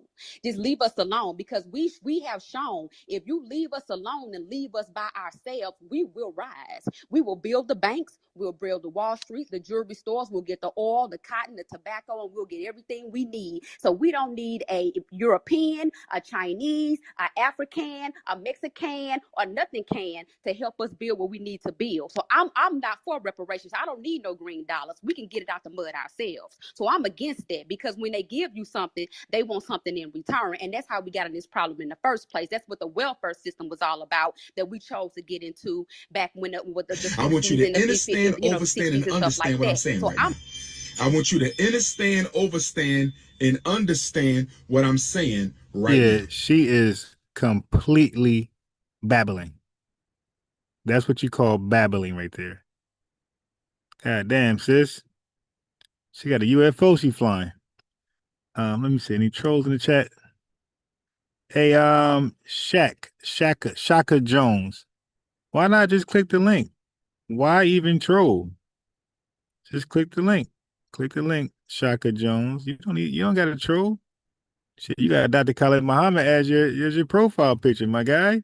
He didn't run from no smoke. He was a debater. He went towards the smoke. How'd you have Dr. Khalid Muhammad as your thumbnail and you fleeing like a musty tether? Hey, bro, just click the link. Like, what I'm going to do? What's that? Talk loud or talk soft? Like that, Dr. Khalid Muhammad as your profile picture, my guy. He didn't run from no smoke. He was a debater. Yeah, so like, what can I really do? I have a microphone, and that's it. You'll be talking. Ain't like your face be showing, dude. You just talking, just a voice over the internet. My guy, you ain't got to troll. Just click the link and have a dialogue with your brother. I'm against that. But what I am going to say, as far as these new groups that's trying to build this about being native to the land, right now we're just finding out the truth of who we are. And so that's the first thing. DNA test. Hold on, wait a minute. Let me answer your question. When you do that fake DNA test, what's gonna come up is a country that just got named in 1960. They're going to say Nigeria and Ghana and West Africa, and these places were just called these in the 60s. Before that, but what about West the Africa kingdoms called? that existed where those countries are? What about the kingdoms that existed? Those kingdoms? They're not those putting those kingdoms on their DNA test. They're putting that country's name, and that country wasn't named. But that the samples it's about of the people in those areas, listen, they carved up Africa. They did not mix up Africa. So the people who existed in that area of land that is now called Nigeria, all of those kingdoms are still there. They're still there. But those people immigrated from there. Let me tell you something. Colonization. They're still there. So if they tell you you're Igbo, the Igbo kingdom is still there. Yes, it's a part of Nigeria, but it is still geopolitically where it was before the white man showed up in Africa. So that does not dismiss the authentic. No, but wait. So let me ask you this. Stay with me. Okay. You have 256 seven times great grandparents. Mm-hmm. Every human being on the planet Earth has 256 great grandparents. How many of those 256 for you are Native Americans? All of them. And you know this how? Because can't nobody prove that we came from No. Don't tell me what nobody can prove. No. Because my grandmother told me. How does Nakia? So do you have the names? I came from a country. I know the name Nakia is pretty African. So basically, you're Native American because nobody can prove you're not. I'm indigenous to this land. This is my but the only way you can prove you're indigenous to this land is to give me the names of your 256 seven times great grandparents. But you don't know a single name. Nakia, you don't know a single name. Do you see how ignorant that is? No, but prove to me they African though. Okay, so prove to me my 256 is African then. So you prove it that okay, I'm gonna prove this is what I want you to do for me. Just do this one thing for me. Get me the 16 names of your great grandparents, and I'll prove you African. Okay, all right, I will give you that, and I'll get that. Give me that. I will prove to you. Because the point that you indigenous Negroes keep missing is even the name.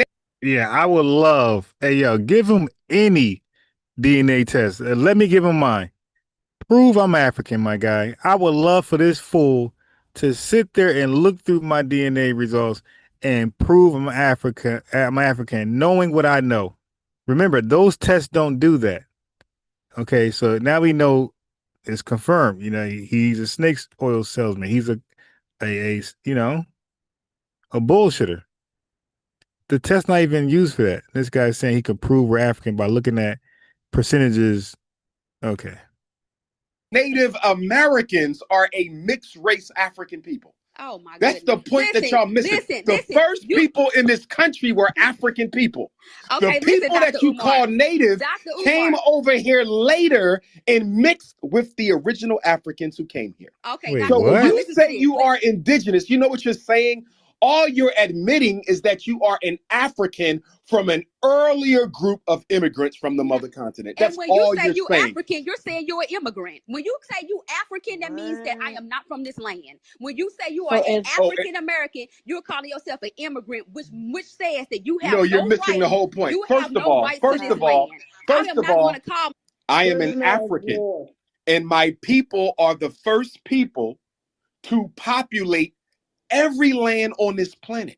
I am the first in Europe. I am the first in America. I am the first in Asia. I am the first in the South Pacific. I am the first everywhere.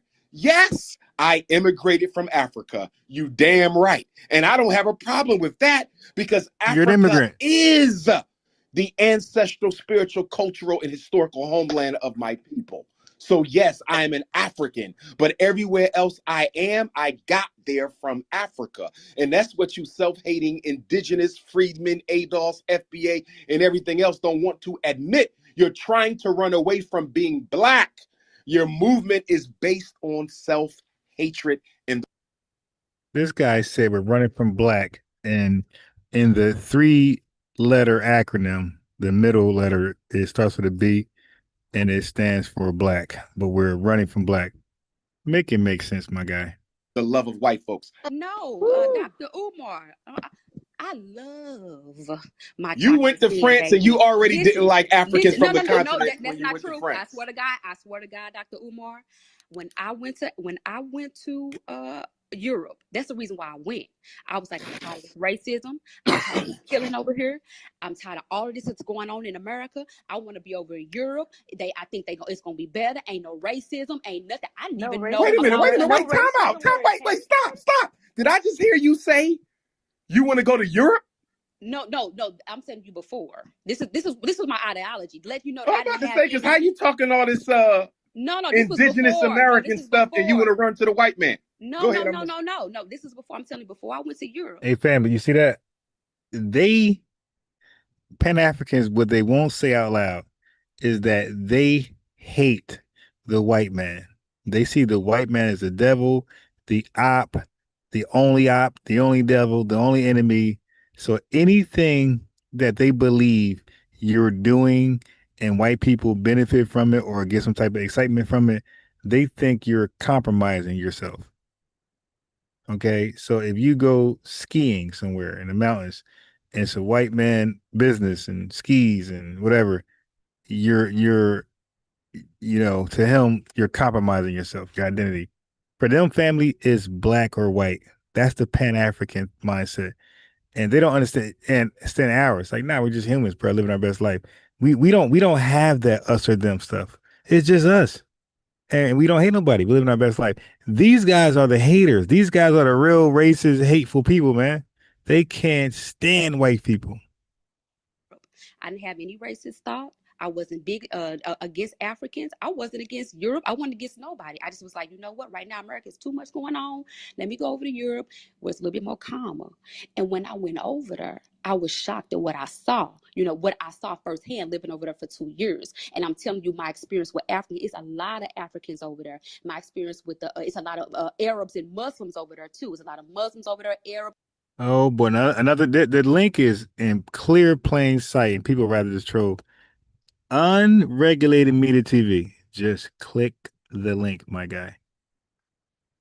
Chinese, a bunch of people over there. So that's my experience. But let's get back to the transatlantic slave trade. What about it? You mean to tell me? Okay, we was here before the transatlantic slave trade, but go ahead. Okay, as far as on a business, because slavery was a business, right? Slavery was a business. APOW, African Prisoners of War. Okay, APOW.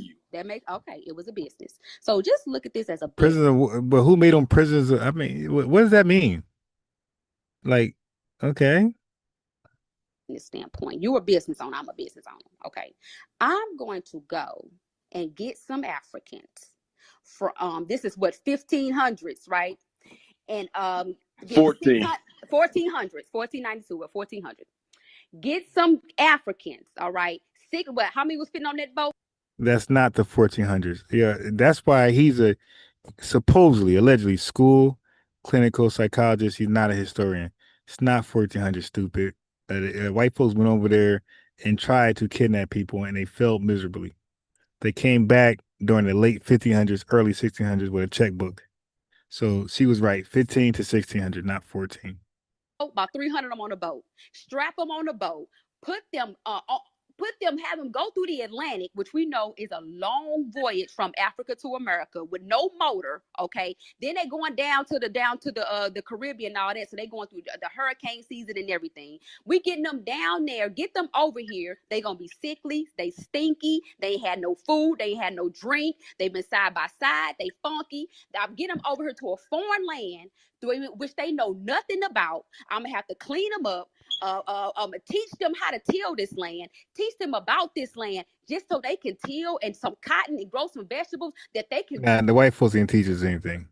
Grow all in Africa, which is supposed to be the motherland, because Africa's supposed to be able to grow all this stuff too. Why would I take you from Africa and bring you all the way to another land and risk my boat sinking, you guys dying, being sickly, and bring you somewhere else just to pick some fucking cotton? It makes no sense. Why would I do that when there's people already on that land that knows how to farm and migrate that land? If So if I anything has a understand your business owner, question, I'm going to if keep the African. if I understand your question, Nakia, Yes. why didn't the white man enslave the African in Africa instead of bringing him to the New World? Why would he? It makes no sense. Is that the question? Is that the question? Yes. Because if it is the question, the answer is real simple, sister. Why? Europeans were looking for new territories that they could control and offload their excess population. They were interested in building empire. They didn't colonize Africa until 1881. Listen.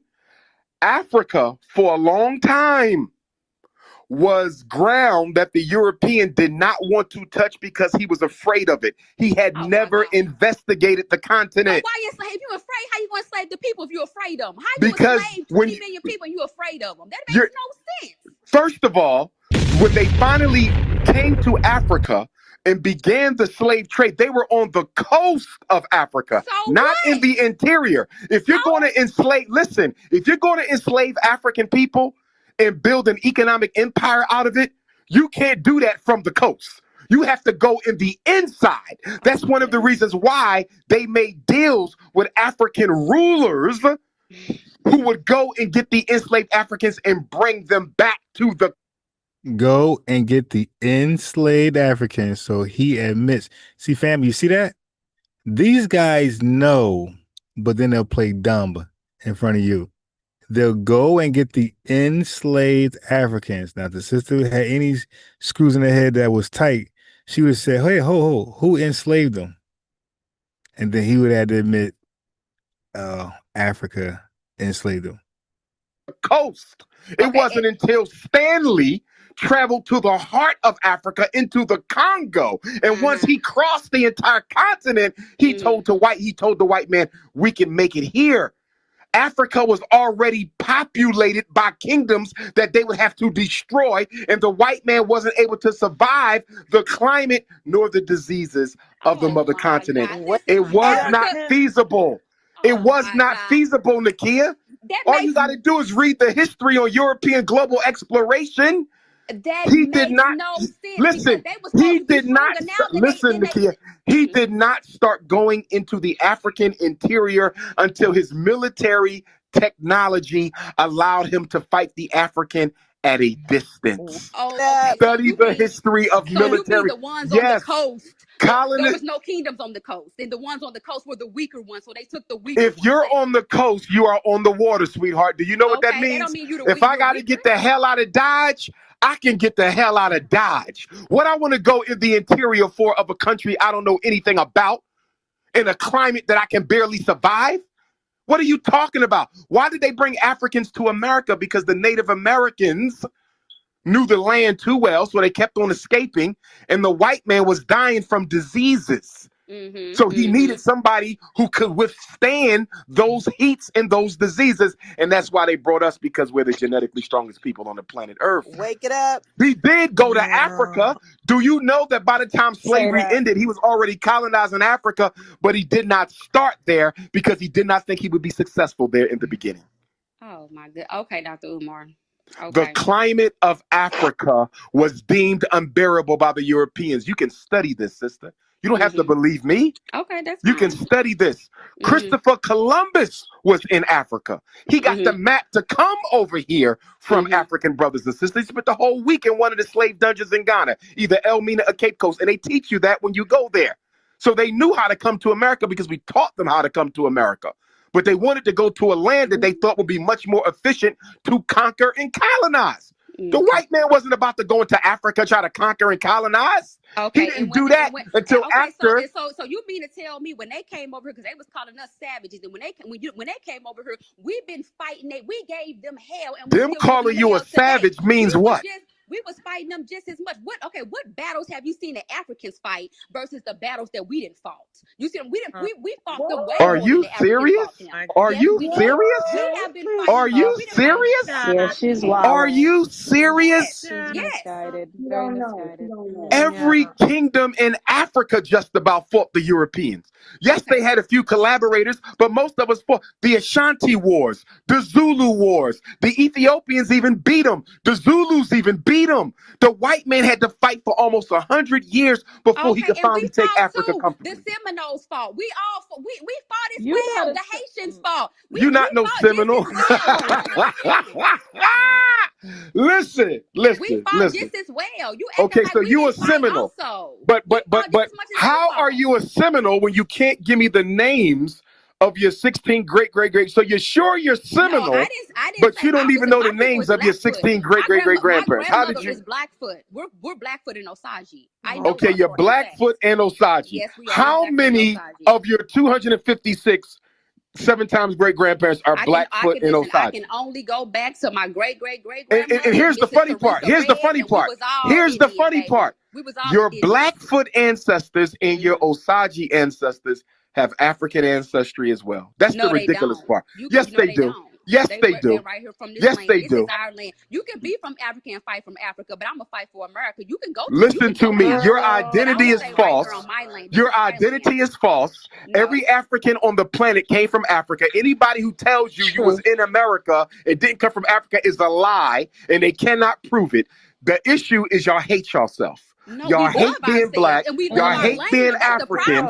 And so what you're doing is you're claiming an identity that somebody gave you on YouTube. You don't love because the land that you own, anything but you is better. Land that you don't even live on. Anything is better. Anything is better than being an African. So you will claim anything they give you. This land right You can't even name your ancestors though. You ain't gave me no names. Were born on, and you don't even love it. Sister, can you give me some names of your what were the names of your Blackfoot ancestors since you're so Blackfoot? You can't give me a name, sister. That's ignorant. My grandmother, that's my ignorant. My grandmother Ella, my grandmother Sherm, my grandfather Riley, my grandmother Teresa Red. Baby, we are Blackfoot in Osage. We come from this land. Y'all Blackfoot in Osage. And guess what? Y'all go back to what date? Give me a date. Give me a date. You can take them back how far? You can take them back how far? I can take my grandmother back to the 1800s. My great great 18 what? 18 what? Like 18 what? 25. Stop the cap. I can go back there. Okay, where were they before that? They were right here on this land. Ain't nobody been from no Africa. How do you know that if you can only go back to 1825? Yeah, that's funny. Hey, we have, you can introduce yourself, brother.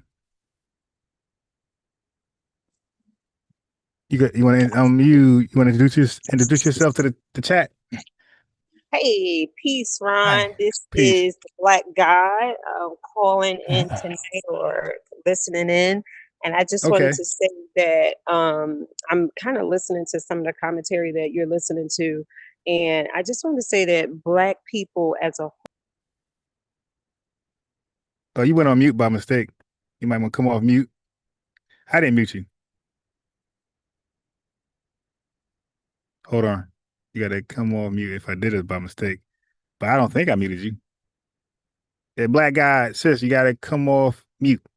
If I muted you, it was by, I don't recall pressing mute, but my hand is over there somewhere. So I'm going to ask you to come off mute. Okay, Black Guy, if you can come off mute. Yeah, I don't think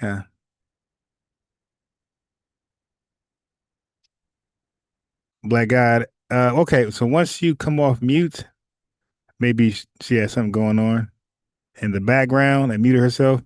Maybe a phone call. I turned my head. I could have accidentally hit the button. I don't believe I did, but it's possible. Okay, so Black Guy, once you come off mute, you can, resume where you were at. I'm gonna press play on the video. So it's not a dead, awkward silence, and just ask to finish, your statement. But yeah, so unmute when you're ready. Prove that they were from Africa. No. I need you to answer cannot my prove question. it. You I'm told not me finna claim a that you foreign can land listen. when my land is You right told here. me You're not you finna can go brainwash me to back to get me off this land. 1825. If you listen, you told me you can go back to 1825. So you can go back to Frederick Douglass being 5 years old. Okay, I got you. You can go back to Frederick Douglass being 5. But you don't know nothing about them people before 1825. And let me tell you why you Do don't know you know nothing of about those yours people. back before Let me 1825? tell you why you don't know nothing about those people for 1825. Because they was in Because Africa. thank you. Oh my God. No, Thank they was you. not There in no you go. Africa. They were There right you here. go. They were right here. There you go. They were Are right you here. aware And that Native Americans have African ancestry? Do you know that? Dr. Umar, let me tell you something, Dr. No, Umar. I need you to answer my question. No, I need. Oh, so it looked like he went onto a TikTok space thinking it was sweet and FBA's and cooked them up, huh? Yeah, I think black guy. Yeah, I think black guy muted herself because it's not that difficult to come off mute. If I did mistakenly press it, which I don't think I did, but again, when you're ready, black guy, unmute because I want to know what you're gonna say. Like you cut off mid sentence. Okay, so black guy left. Hopefully, black guy comes back. Okay, so let me put so black guy, you left. So hopefully, you come back. I wanted you to finish your sentence. You didn't answer my question. You didn't answer the question, Nakia. When you call Nakia, yourself are an you African, aware that Native Americans have African ancestry? Yes or no? Are you aware? they have indigenous American No, I didn't ancestry. say indigenous. I said African. Are you aware of that? Some may do, but mine don't.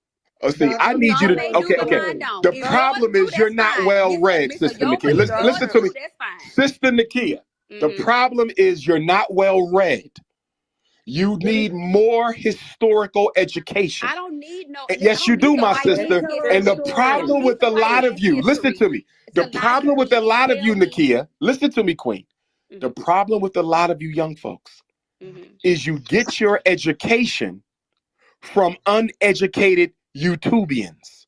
That's the problem. You don't read books by real scholars with real documentation.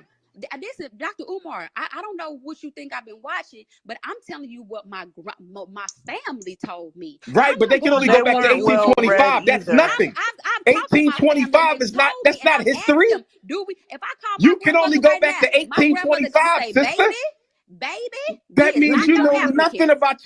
That's what my grandmother told me. Everybody over here came from somewhere else.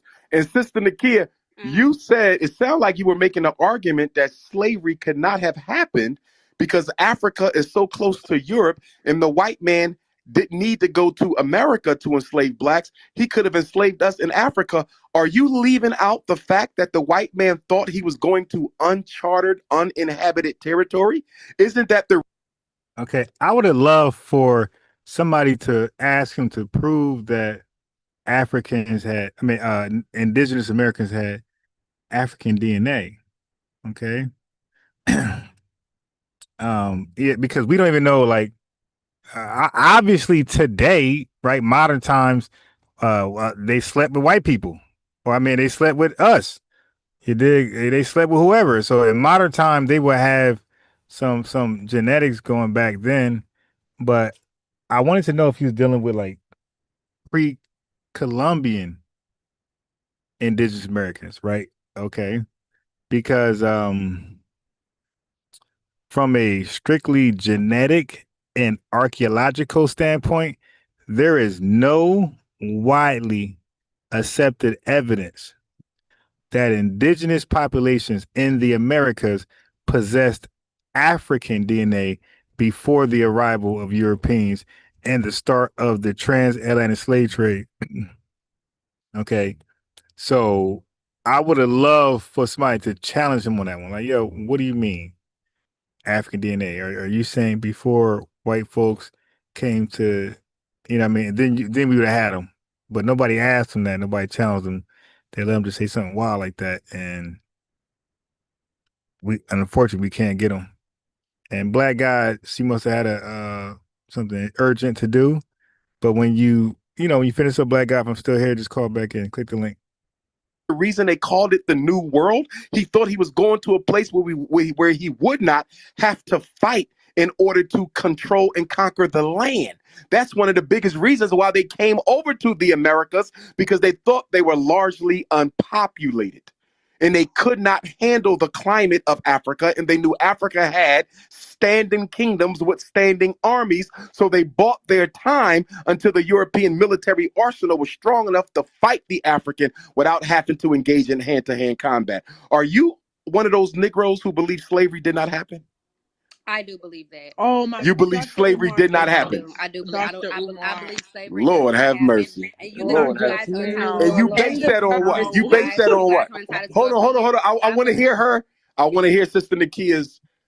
She has a right to her opinion. Sister Nakia, thank you. Why do you believe slavery did not happen? Got a right to her facts. Because if slavery didn't happen, there was never no Harriet Tubman, no Frederick Douglass, which means I can't exist either because I'm from the same family as Frederick Douglass. I'm a Bailey. So that means how am I even here? But I want you to explain how slavery didn't happen. Okay. I don't believe in the transatlantic slave trade. I don't believe we were brought here on boats. So Africans were not brought to America. I don't believe that. So when you go to Africa, so those slave dungeons were made up. The ones that are in Africa? They were made up. They must be. Because I believe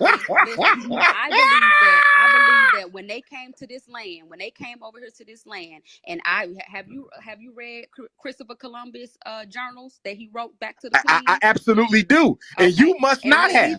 And you must not have. Because if you read him, he told you he found African people over here. They are a godly people. When he came over here, it was people already here. We were already here. And did you read the descriptions?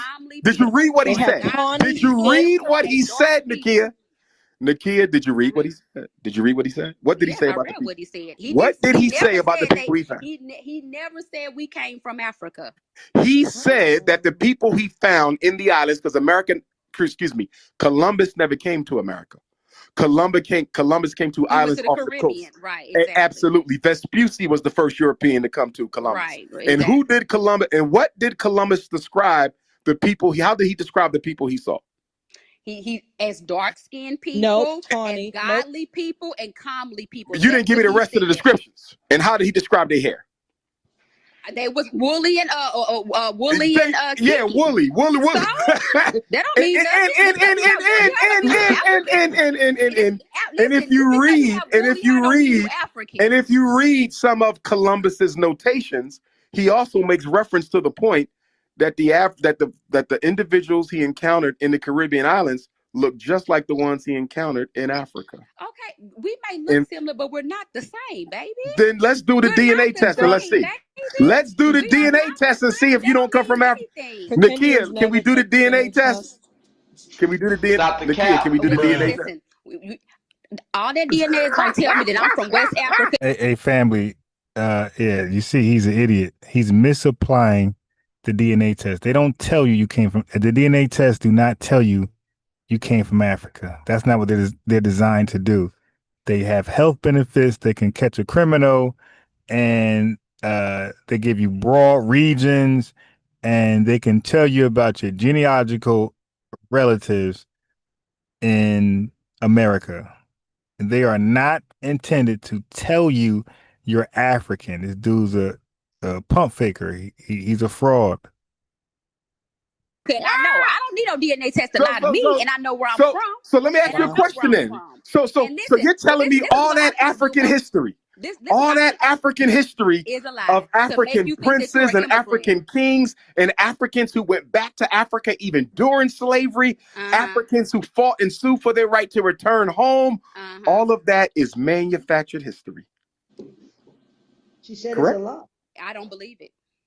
Can she please stop talking? Because I promise you. No, hold on. And let me. She's so long-winded, and like I'm so agreed. We're gonna Nakia. All the people are asking. Listen, you guys need to open the other dialect. You can't just be like. Well, you've taken up a lot of space, though, man. No. I appreciate your opinion. Because I'm telling you, we are waking up. We are waking up over here, and we're realizing that we're not coming from Africa. And when you say, but based on what proof, though? Based on what proof? Nakia, you waking up. FBA Chosen by God, thank you for the $5 super chat. Yeah, Umar is being fraudulent with this system, misrepresenting the DNA test. white man is telling us this because Nakia, you're waking up and finding out you not from Africa based on what documentation? Dr. What Devon, is your proof? You ain't gave me no proof. makes us feel You inferior told me on this grandma was land. Blackfoot. You ain't gave me no proof that you did not come from the continent. But I'm telling you, we could take a DNA test and prove that you came from the continent. Okay. All right. Okay. Yeah, I thank love you, you. Queen. Lord have mercy. My God. Thank God for Pan-Africanism. And you know what? This is It's actually sick. It's really it sick. is. It's And you sad. know why it's sick, Dr. Goddess, before you continue? It's sick because young people are being influenced.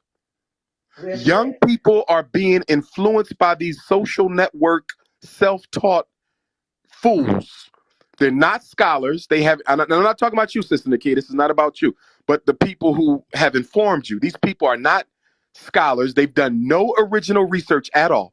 Everything they got is from the internet, or they might have read a few books, and they are on a crusade due to their own self-hatred to try to convince all African people in this country that you did not come from the mother continent. And let me tell you what makes that argument so sick. The sickest part of the "we ain't from Africa" argument is the fact that damn near every people of color on the planet traces their origin to the continent. This is the sickest part of it. Japanese, Chinese, Mexicans, Arabs. So are you arguing they're all African too? Weirdo. You see what you just did? So if they all can do what you saying we can do, then why aren't you in their spaces telling them they're not Japanese, they're not Chinese, they're not Arabian, they're all African? Why don't you go do that, Umar? You're not going to do it, fraudulent guy. Everybody traces their origin to the mother continent. So of all the people in the world, there's only one group in the entire planet who will argue you down that they don't come from Africa. And you want me to believe it's a coincidence that it just so happens that these people were the most psychologically terrorized of any people in human history, and that is the American African. Is it a coincidence that we are the only people who will claim we do not come from Africa? We're the only people of color on the earth who will argue we don't come from Africa, and it just so happens we are the most psychologically traumatized group in human history. And that's exactly why they're pushing that.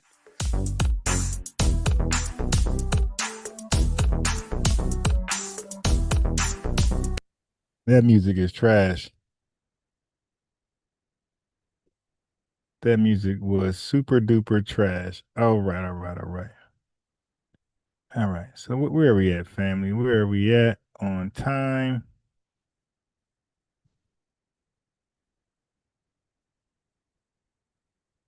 Okay.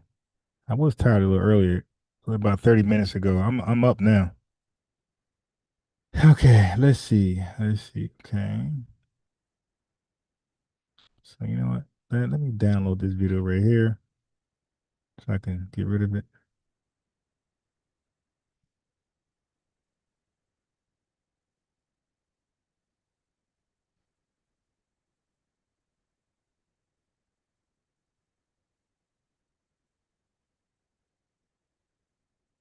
Okay. I'm just looking at what's okay. So family, let me first tell you this. All right. Okay, so he lied about the Native American thing. I wish they would have asked. I wish they would have challenged him about that. Hey, did you know people from Cape Verde, right? Cabo Verde is widely recognized by historians and demographers as one of the few nations in the world where the diaspora significantly outnumbers the domestic population.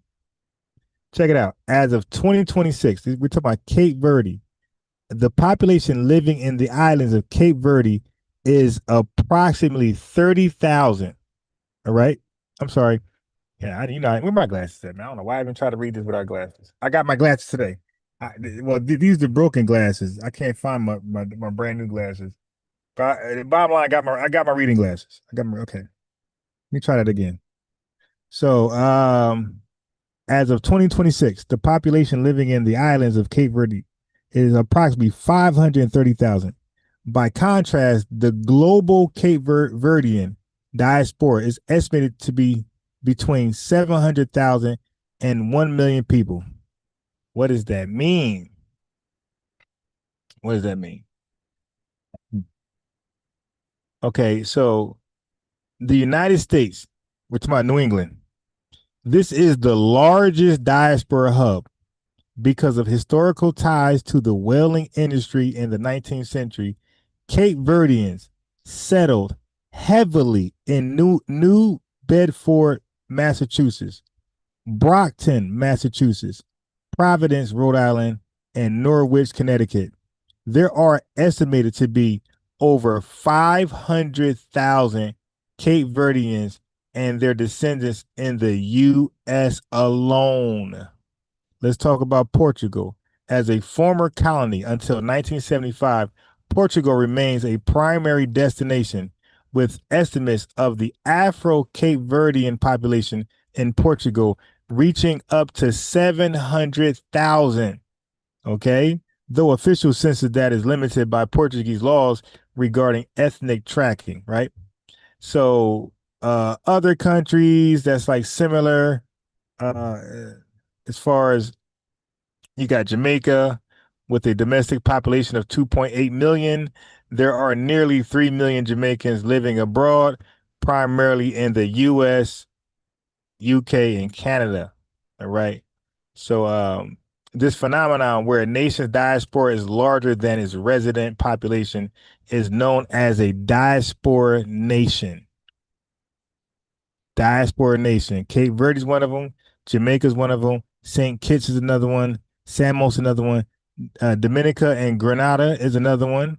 Cook Islands and Niue is another one. Okay.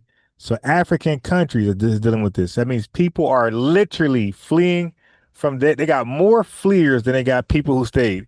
Eritrea, South Sudan, Guyana. So, I mean, this is embarrassing. So the primary drivers were chronic drought and famine, which occurred roughly every 8 years prior to independence, and the lack of natural resources on the volcanic islands. This turned immigration into a survival strategy rather than just a choice, creating a culture where sending money home, remittances became the backbone of the national colony. So no hard workers there. Ain't no hard workers back at home. They relying on remittances. Okay.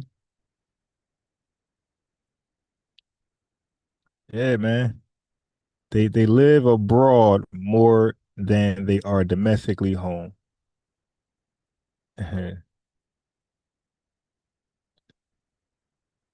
That's some wild news, man. Very sad too. Very, very sad. All right. It's competitive. It's hard. You know, we some of the hardest people to deal with. But don't be crying and complaining about the black community when you don't even live in one. You know what I'm saying? Ain't no black community in Nebraska. Ain't no black community in Oregon, man. You know what I'm saying? Come over here and be a part of the black community if you're so concerned about the black community. Other than that, you know, if you can be Republican, be Republican. Good luck doing that. Good looking coming over here with that Marxist, you know what I'm saying, crazy stuff, all that. Somebody supposed to give you something and care how you feel. You know, everybody individuals out here, man. So look, you know, stay Democrat and fight it out amongst each other, man, because I like my people. I like my people for the W. Thank you, Johnny. Mr. Tetherism. Straight back. Deep South red, old school, straight out the South, grandma them highs. No, hold on. So you know you could have rebutted him, just to let you know. So I'm not saying you have to do a rebuttals. Nobody up here. Where is Black God at? She called in, she said a few words, she went on mute, and then dropped off. I hope she's okay. I hope there's no emergency going on. It did, because she really ain't say anything. She was about to say something, and then she said all black people, and her mic was cut. Hopefully no tether ran up on her. They did. Hopefully the sister all right. Call back in, sister. Let us know you're all right. and we want you to finish what you were going to say. Here, but if you don't agree with something somebody say, and I say, do anybody have a rebuttal? That means you disagree with what they said at some point in their submission. Just let me know when I ask, and you can rebut. Go ahead, Mr. Tetherism. All right. As far as what he said, only thing I see wrong with it is. Oh no! It's your turn now. His rebuttals is over with. If you want to add that in your submission, you can, but you can address the prompt, please. Oh yeah. Well, I'm deep South, old school, segregationist, Republican. I believe in y'all on y'all side, we on our side. We'll commonly see each other when we in the shopping markets. I go to my church. My kids go to our schools. Your kids go to y'all churches. Y'all kids go to y'all schools. I think ever since we got off of that and switched over, those were the good old Republican days of the black community. Ever since we started integrating and picking up their ways, because a lot of the ways in which we act, we've picked up their ways. The ghettos never existed in America until the white immigrants bought them from Europe. In New York, you've seen it on TVs, the ghettos from the Italians and the small hats. And then somehow during time, it seems like once we, integrated, it seems like we became those people. And they've taken the place in which we were the business owners at this time. There's a popular video of a black man sitting in a white restaurant after they had integrated, and they had asked him how was the meal, and he said, man, this is by far the worst meal I have ever ate in my life. I'm starting to wonder, was it all worth it? Yeah. I think we need to go back to our deep conservative Southern Republican ways and go back to being great, to where we supported each other and we was a community. Because it seems like once we allow a few of these Negroes who wanted some of that white cat, that's all that was. That's all the whole civil rights movement and want to be around the white folks. Some Negroes wanting some white cat and some rebellious snow bunnies want to rebel against their white daddies and come sleep with black men. I'm going to land my plane. Okay, anybody have any rebuttals for Mr. Tetherism? I got a rebuttal. All right, go ahead, Johnny. My only rebuttal, bruh, is don't recruit, man. Don't tell them niggas nothing. Don't even recruit. You know what I'm saying? Republicans don't recruit, man. You know what I'm saying? Because anything worth having, we don't recruit. You don't recruit to give something away that's good. You don't recruit to give something that's worth something away. You know what I'm saying? Don't recruit for that. If they want to find out, they can find out. If not, only imagine everything that recruits, it ain't worth shit. So, don't recruit. Don't recruit for the Republican. They can come over, give the Republican Party a look. If they want to join, they join or whatever. But nah, don't recruit, bro. But yeah, man, I heard everything you said, bro. I'm in Mississippi right now. I just drove up to Wilmer, Alabama, man. Bruh. Slim, I met the meanest white ladies I ever met in my life up that joint. But you know what? I made it out because God is good. I land my plane.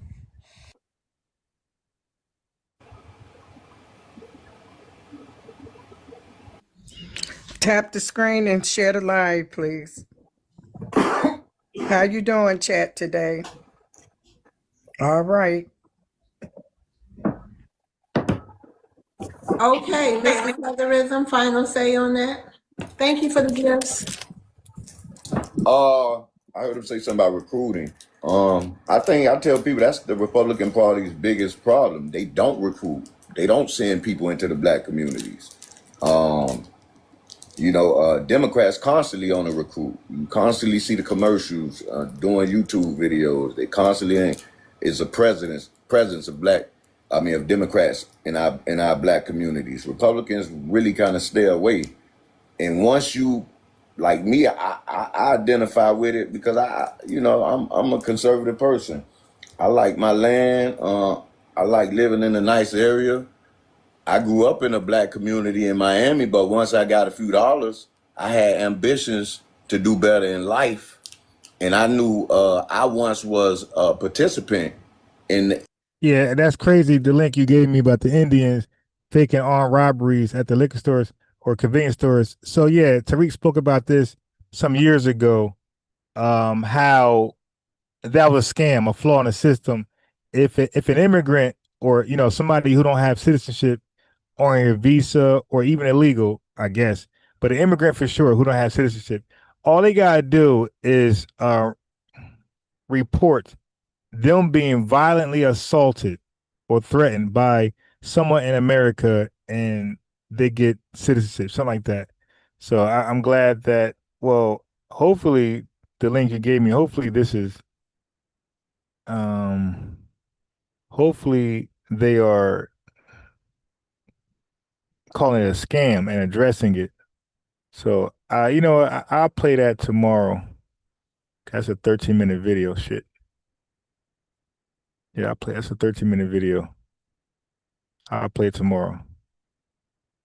Ill things that went on in the black community. So, once I matured and I learned to do better, I became a better person and I got the hell on. So, but that's it. We don't recruit. Republicans don't really recruit, and that's the problem with the Republican Party. If it recruited, more black people would be, because they would see they align more with the policies of the Republican Party. I land. Okay, Nisi Fly, Cece and Queen C said hi. Hi, everybody. Okay. All right. Okay, go ahead. Africa, you want to address the prompt for me? Hi.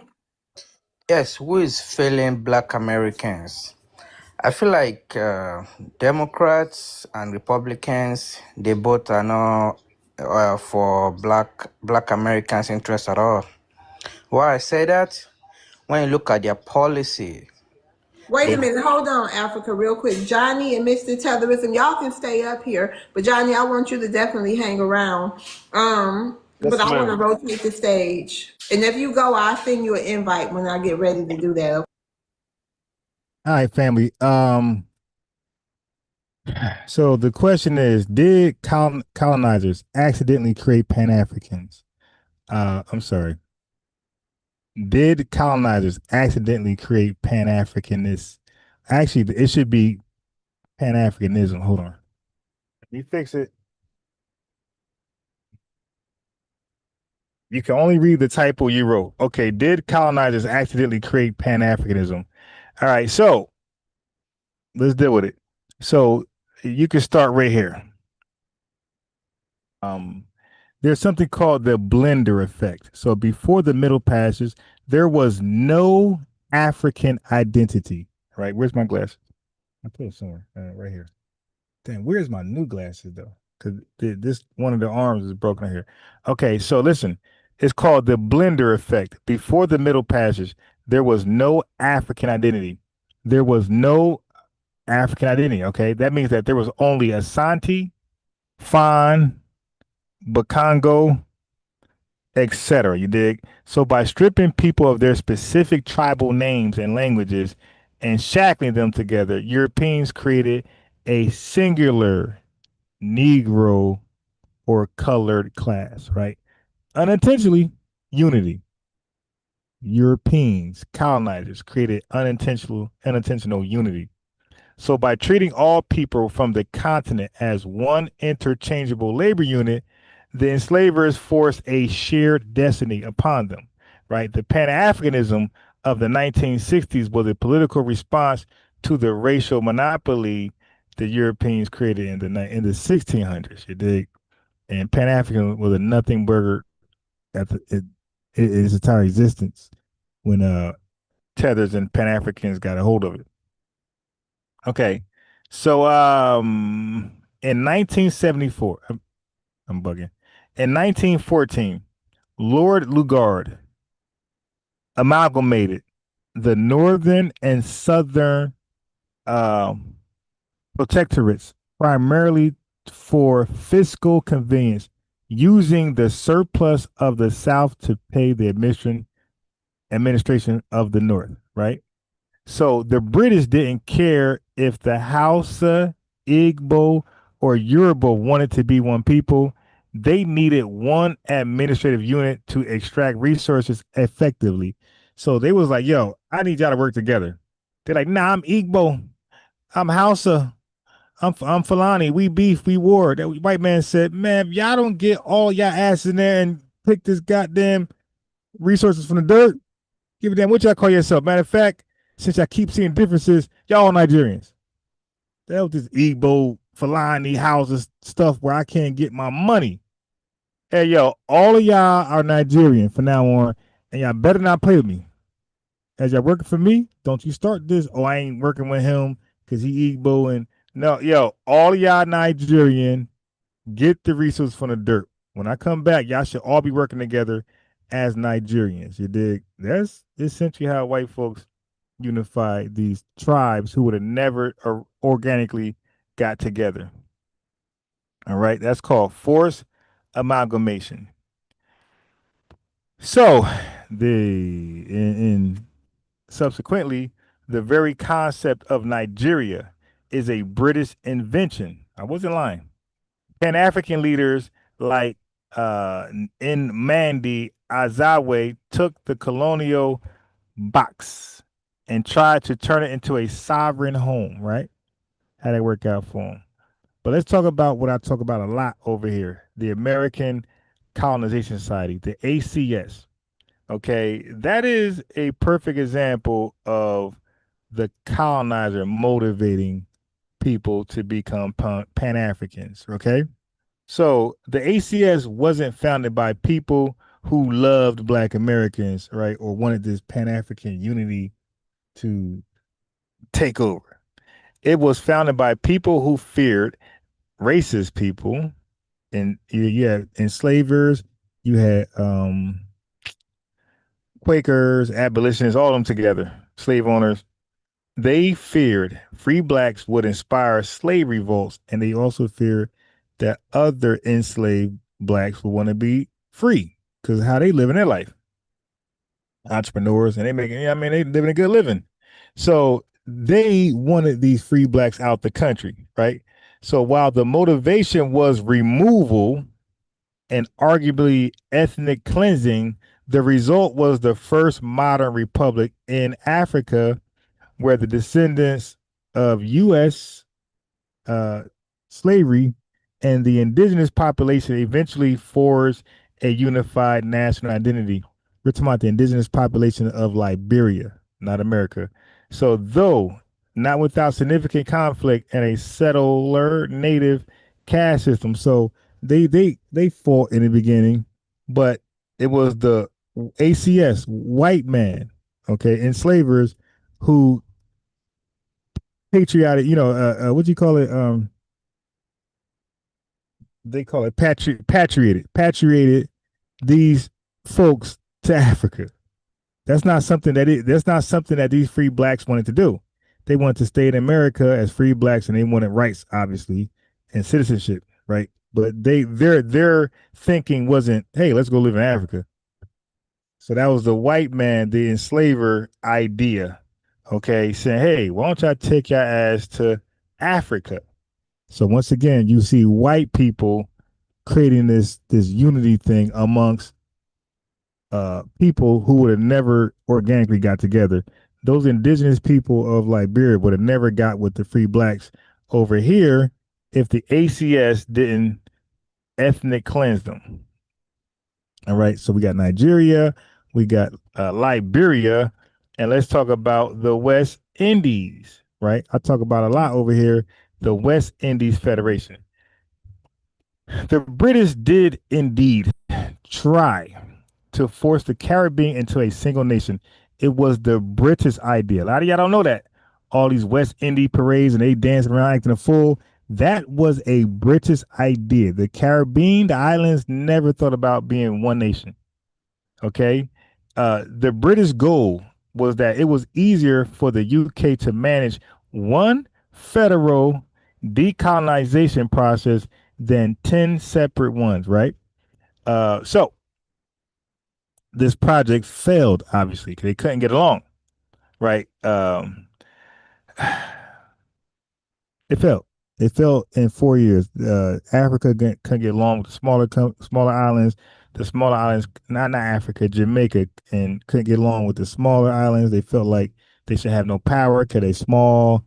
They got no influence, and smaller nations felt irrelevant linking up with Jamaica because Jamaica felt like they meant more, right? So that operation failed in 4 years. The UK was like, "Oh man, look, y'all got to go." So right after the nation failed, my family, that's when they all went independent. So it was the British government, the white man, colonizers, right, trying to get these islands together to become one nation. They said, okay, they got together 4 years, 5 years. It failed. It flopped. They could not get along. So we can see the white man keep forcing these guys to practice Pan-Africanism, and they keep saying, we'll go our separate ways. So it failed, it flopped, and then they went their separate ways, and those islands all became independent. All right. And the West Indies Federation flopped, and it ended up changing to CARICOM. Did y'all know that? You didn't know that. That's how CARICOM came about. It replaced the West Indies Federation. Okay. What else we got here?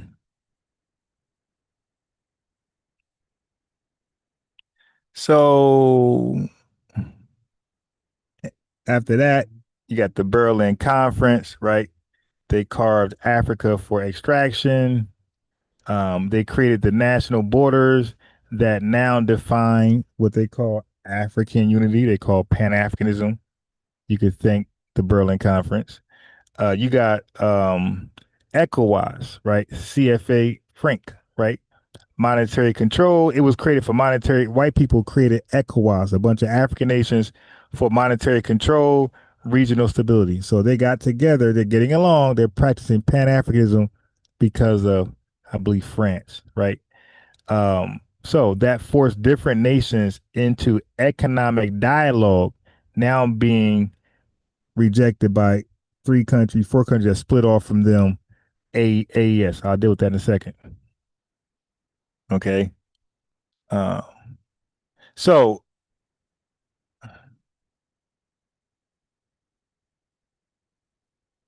let's move on.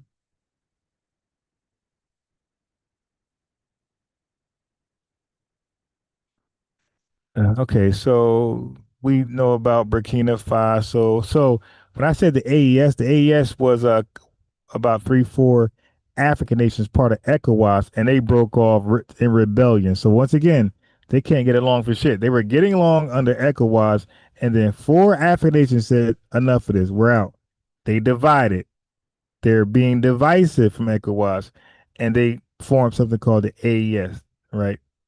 That is Mali, Burkina Faso, Niger. So that's about three countries, something like that.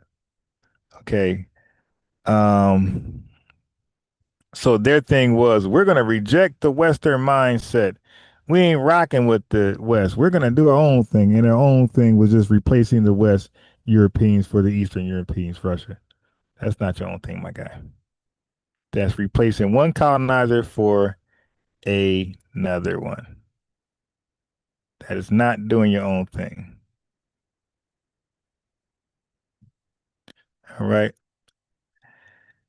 So let's talk about a little more. So the question is, did colonizers create Pan-African? Whether indirectly, directly, unintentional, intentional, doesn't matter. Either they did it or they didn't. All right. So remember the ACS? So they are the ACS stands for the American Colonization Society, right? They let me see. So they basically established Liberia, if you don't know. Liberia was not founded by anybody black or anybody African. It was founded by the ACS, right? And that was an early example of externally facilitating Pan-Africanism. I'm going back to Africa. That was the white man idea for the free blacks in America. The ACS comprised primarily, like I said before, a bunch of white races. Okay. And they wanted to solve what they perceived as the Negro problem by repatriating free blacks to Africa. Okay. So what they got to do with anything? So let's go here. So yeah, so that wasn't originally a black idea. So they end up becoming the Americo-Liberians, right? Americo-Liberians. So now, despite their cultural differences from the indigenous African Liberians that were there prior to them coming, they had little early fights and things like that before they got along today. But they were fighting with the indigenous natives, or the indigenous people there. Okay, so no, that wasn't Pan-Africanism in the political sense that we recognize today, that we hear these guys talk about, but it represented an early attempt to create a unified black identity, right, with spanning continents, initiated and funded by white Americans, not black Americans, not Africans or Caribbeans.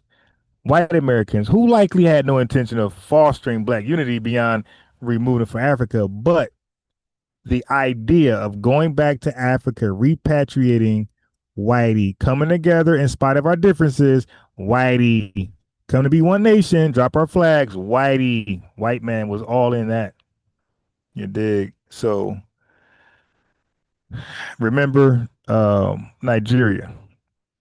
So the British amalgamated these diverse groups in 1914, keep the date, 1914, for administrative convenience, creating a single entity called Nigeria. That was the British. The British created Nigeria. All you niggas, all you tribes, stop fighting, pick this resource out the ground. Y'all Nigerian. No more fighting. I'm going to kick y'all ass. No more fighting.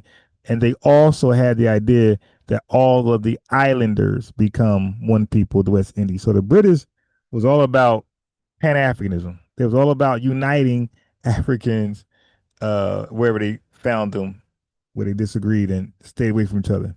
They said, the hell with these, the British was against Africans delineating. They said, you guys are being divisive. They was against the Caribbean delineating. They said, you guys are being divisive with each other. You guys are xenophobic. All of you are one. Snap finger and they all one. Okay, so this arbitrary drawing of borders forced previously separate people to interact within a shared political framework. So while this process was undoubtedly violent and coercive, they did what they did to make it happen. It inadvertently created the conditions for a shared national identity that transcended ethnic divisions. You feel me? So they made them all Nigerian in spite of their tribal differences, tribal different practices, culture, religions, all that stuff.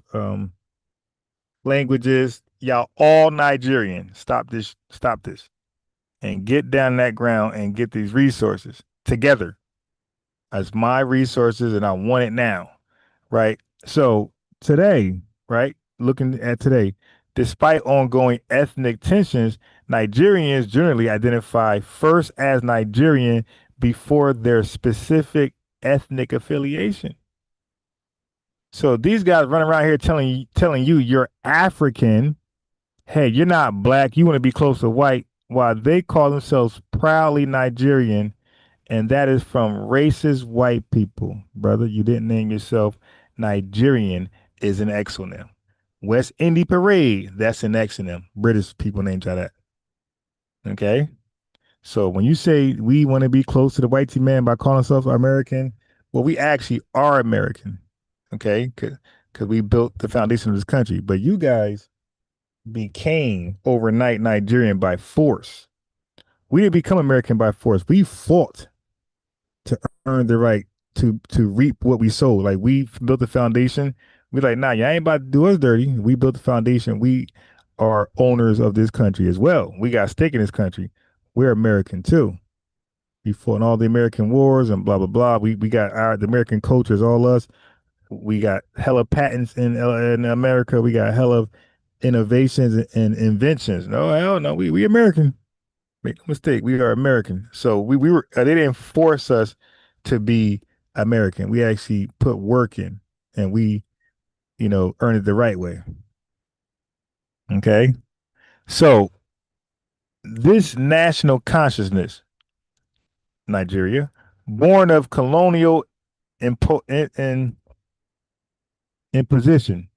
represents a form of unity that likely wouldn't have emerged organically in the same way or on the same timeline. So this Nigerian unity, this West Indian unity would have never happened if they were left to themselves. It took the white man, it took the whitey man, the colonizer, the racist guy who they claim they hate. He's responsible for these people coming together and becoming one, not themselves. The British approach to the Caribbean was similarly was the same, right? So the creation of the West Indies Federation, though short-lived, like I said, 1958, 1962, represented an attempt to unify diverse island territories under a single political entity. These islands, with their different histories, cultures, and demographic compositions, were brought together primarily for British administrative convenience, not because the Caribbean said, hey, let's unite, let's practice Pan-Caribbeanism, Pan-Africanism. No. And this is after Marcus Garvey, and they still had no thought, a sense of coming together, practicing Pan-African with each other. It was the British said, hey, why don't y'all guys practice Pan-Africanism? Stop leaning on us and everything. Hold your own nuts and hold yourself accountable and be great. So watch this. Even after the Federation's dissolution, the concept of West Indian identity still persists today, as you know, West Indian Parade. So they united people from the islands. The whitey man united people from the islands as diverse as Jamaica, Trinidad, Barbados, Guyana. Whitey man gets the credit. Okay. So now, and even like cricket in particular became a powerful symbol for this Pan-Caribbean identity, with the West Indies cricket team serving as a potent symbol of regional unity that transcended individual island identities. You can thank the white man. Okay. So that unicorn, that white man with that unicorn is the unicorn horn in the middle of his head. That's your savior, right? So you could thank him for facilitating that colonial structure that created the shared institutions, educational systems, and administrative frameworks to for you guys across your regions. Now back to ECOWAS, right? ECOWAS was Western-inspired regional integration. All right. ECOWAS, what does it stand for? Economic Community of West African States. ECOWAS. That was particularly insightful, right? While ECOWAS was founded by West African leaders themselves, so they found ECOWAS, the very concept of economic regional integration along Western lines represents a post-colonial continuation of European organizational models. The idea that diverse nations with different languages, colonial histories, and economic systems would voluntarily form a unified economic bloc, all right, it wasn't necessarily a natural evolution of pre-colonial African political organization. Instead, it reflects the adoption of Western models. So these guys were looking at the West and say, we like that. We like that. It's okay. So what I'm saying is because this acknowledged that the conceptual framework for such regional unity was heavily influenced by Western models of state organization and economic integration, right? So ECOWAS was influenced by them admiring white people and how they did things. So beyond those specific examples, there's a psychological dimension, right? Those shared experiences of racial categorization and oppression by European created a common frame and reference for people of African descent, right, amongst Africa and the Caribbean. So before European contact, a person in what is now called Ghana, yeah, Ghana got to get it. So before European contact, a person in what is now called Ghana and a person in what is now called Angola they would not necessarily have been seeing themselves as part of a unified African identity, right? They would have identified with their specific ethnic group, kingdom, and language and community, and would have stayed away from each other. They would have continued being divisive, tribal, and xenophobic towards each other. The white man brought them together, right? European racial categorization, however, treated all Africans as part of a single race, right? With shared characteristics. While this categorization was racist and dehumanizing, it inadvertently created a category that could later be reclaimed and transformed into a source of unity and pride. Okay. So the central irony of all what I'm saying makes all this stuff compelling, right? Because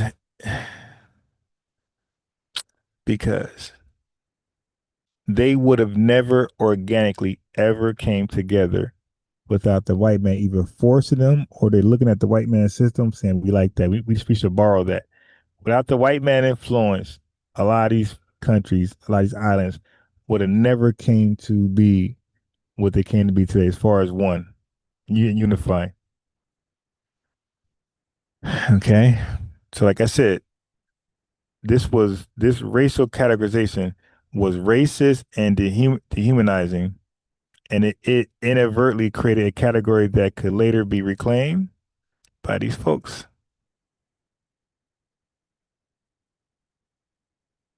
So oppressing Africans, forcing them to come together, end up creating the conditions for their unity. This historical irony doesn't excuse, right? We're not excusing the brutality of Europeans and colonization and imperialism, neocolonialism, all that type of stuff. We're not excusing that. We're not excusing that, but we are putting things in proper perspective because this pattern isn't unique to Africa. Okay, this pattern not unique to Africa.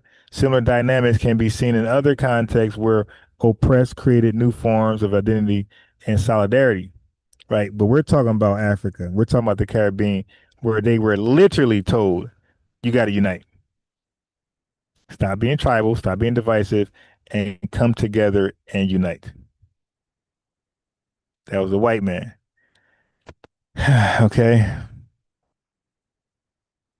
Are y'all following me?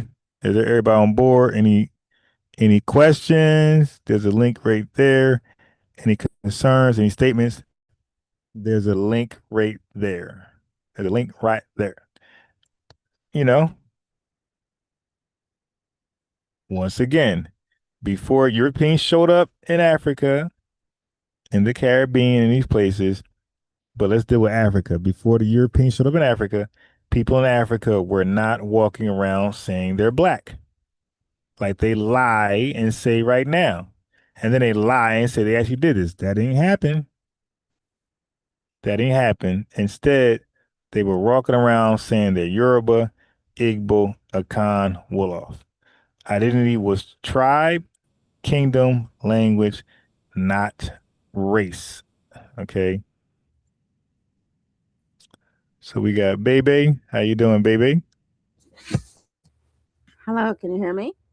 Yes. Okay, how are you doing? Good. How yourself? I'm trying to stay awake. It's okay. Like 11:30, but I'm following along. I want to thank you so much for, the education lesson.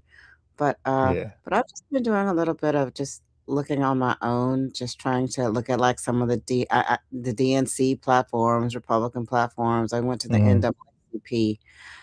I guess my concern is I know FBA is a lineage. ADOS is an organization. I want to know this issue with how do we get? I was so proud of. I don't watch Brother Melrose.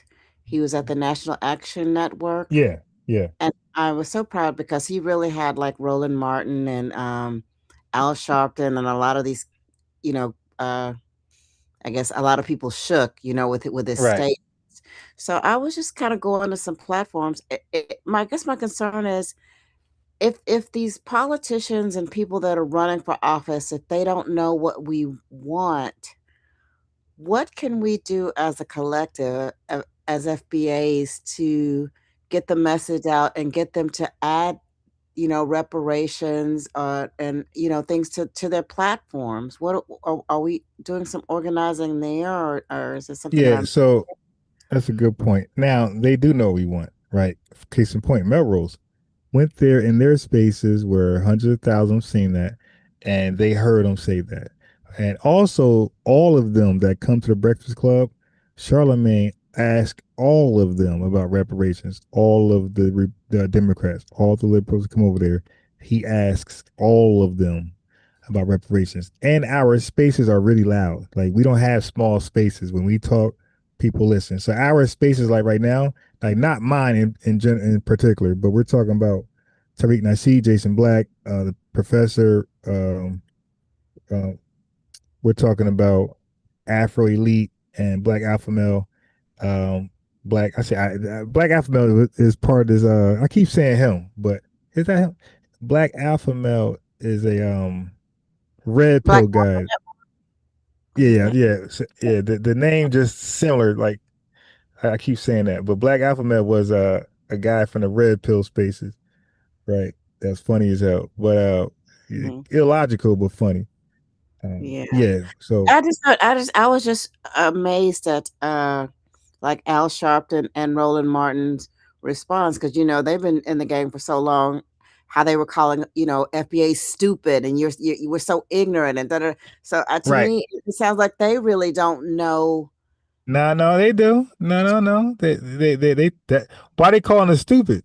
Because they know our would have been more tailored, because I mean they're professional journalists. You know what I'm saying? Nah, you must be new to this. First of all, there's nothing.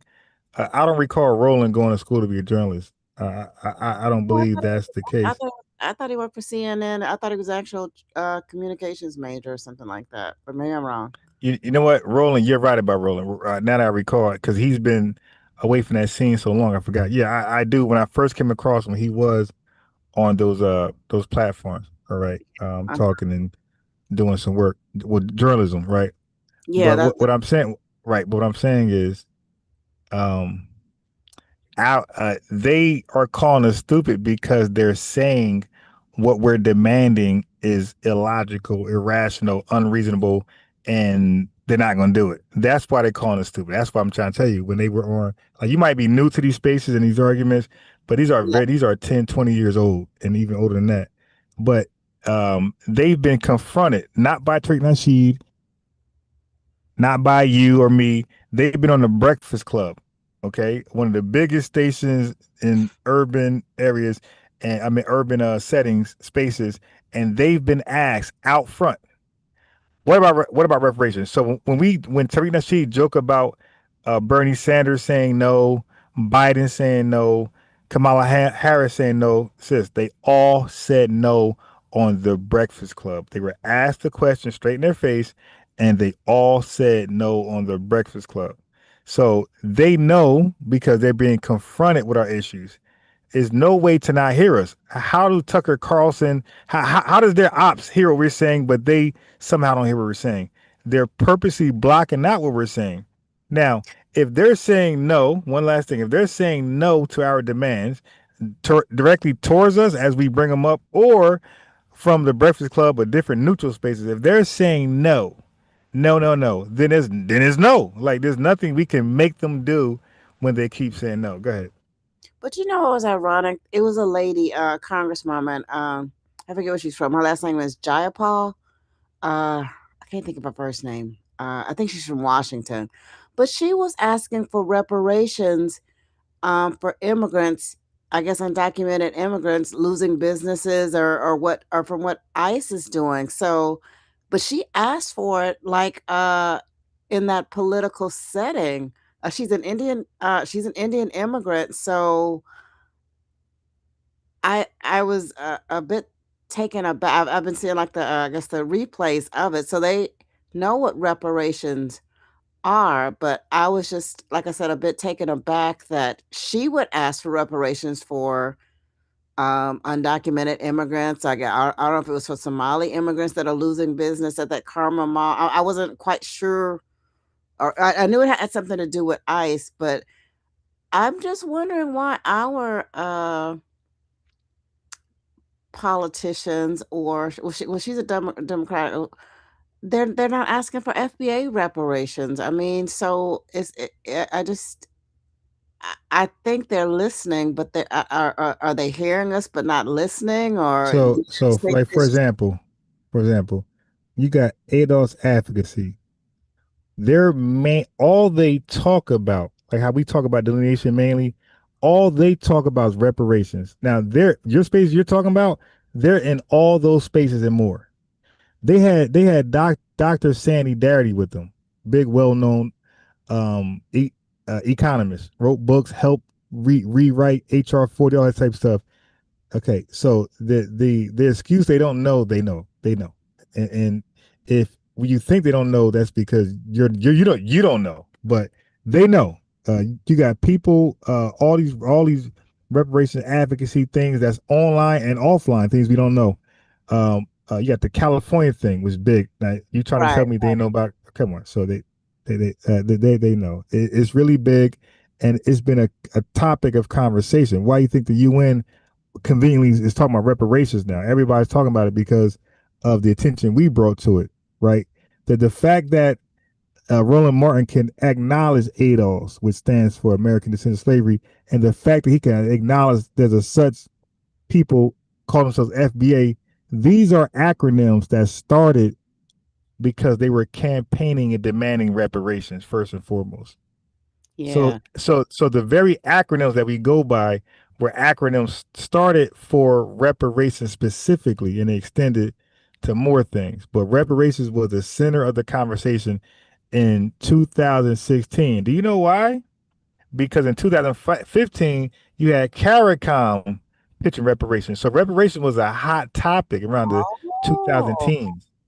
See, I didn't know that, but I thought Al Sharpton was disingenuous when he stood with, was it Uganda? No, it was Ghana, when they were asking, with the UN asking for reparations. But then a day or two, I think yesterday, he was on his platform saying, unless we vote people in, you're not going to get reparations. But you stood with Ghana asking for, when Ghana asked for reparations with Ghana and laying the reefs and stuff. So I'm just like, dude, you kind of talking out whose side are you on? You talking on both sides of your mouth here, Yeah. So now, right. So now here's the other thing that's going to be frustrating and discouraging. The same people you're talking about, the DNC and these liberals, these Democrats, they even with the UN, they are not asking seriously for reparations for anybody, especially of African descent or color or perceived to be African. They're not asking seriously reparations for nobody that looks like that. This is all a stage. I'll tell you why. It's impossible. Well, first of all, the whole UN thing, who was the plaintiff and who was the defendant? Like they didn't even get that clear. So if you don't have a clear, distinctive, harmed group, and if you don't have a defendant, you don't have a case. You're just talking. Like if I tell you, hey, something happened to me, I got robbed or something, and I don't tell you, or if I say, hey, a robbery happened, right? You like, okay, I didn't identify who got robbed, and I didn't identify the robber. That's nothing. I'm just talking now, and that's what they do. Now, every reparations case before 2016, they were all cases that could not win because they were based off races. A race is a race is tied to many countries. Well, the UN case is a race based race-based case. The UN, they're combining Africa, Caribbean, right, and America, and they would say under the race black. That's a race-based claim. That's nothing. You cannot win nothing with a race-based. There's no such win that ever happened in the race, but they all happen under lineage-based claims. So all the reparations claims before ADOS, FBA were all going to lose, and they all did lose, by the way. The ones that tried to bring them to court, they got dismantled immediately because once the judge realized, okay, so who's the injured party? Oh, anybody of African descent. Get them out of here. Case closed, dismissed. That's what kept happening. So we're trying to. Well, there's a bunch of strategies that we're doing right now. So we're doing petitions to get their attention, many different ways. You got people who are boots on the ground, who's attending all these reparation things. You got people who are actually doing petitions. There's one right now on my screen. I'm filling out a petition. You got people who are signal boosting like me, but I can't really say me because my main message ain't reparations.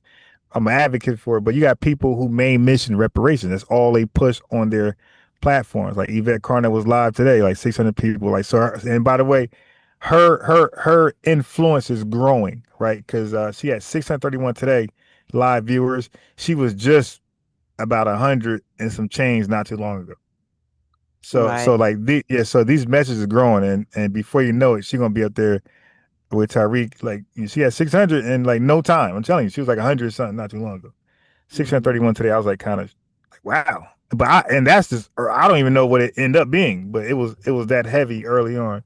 So there's different strategies we're doing because we know that they have no allegiance to us. We have allegiance to them. 89% of our population have allegiance to them, but they have never reflected that back to us. Never. Right. Like they always spent things. Look at civil rights. We thought that was for us. It was for everybody but us.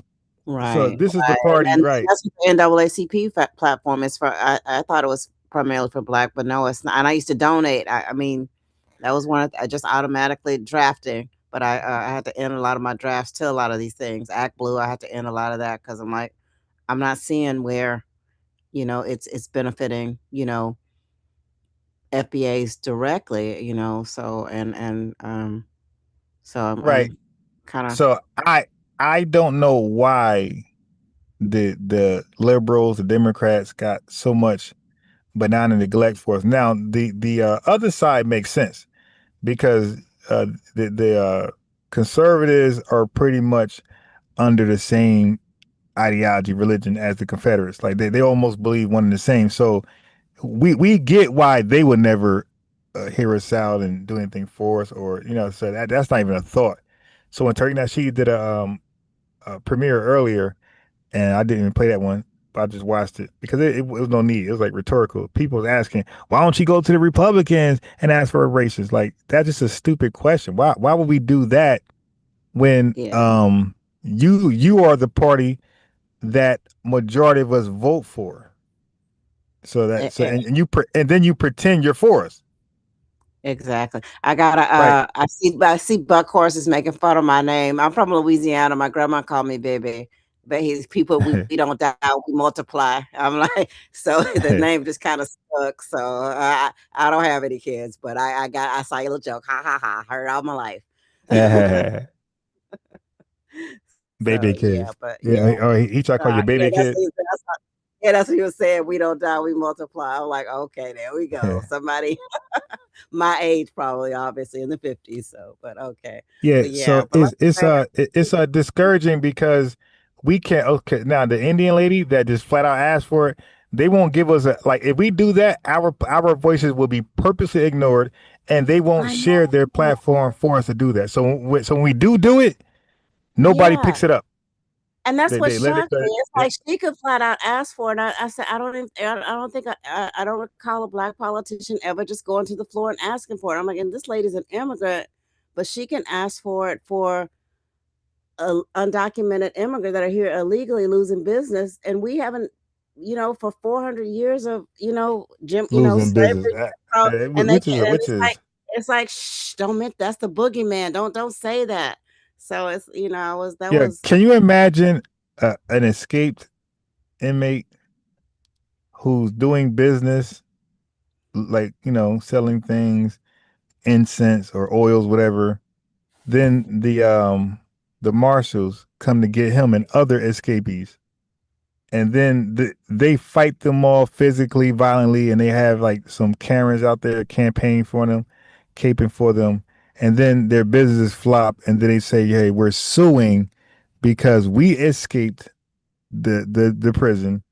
The marshals came legally to put us back in prison.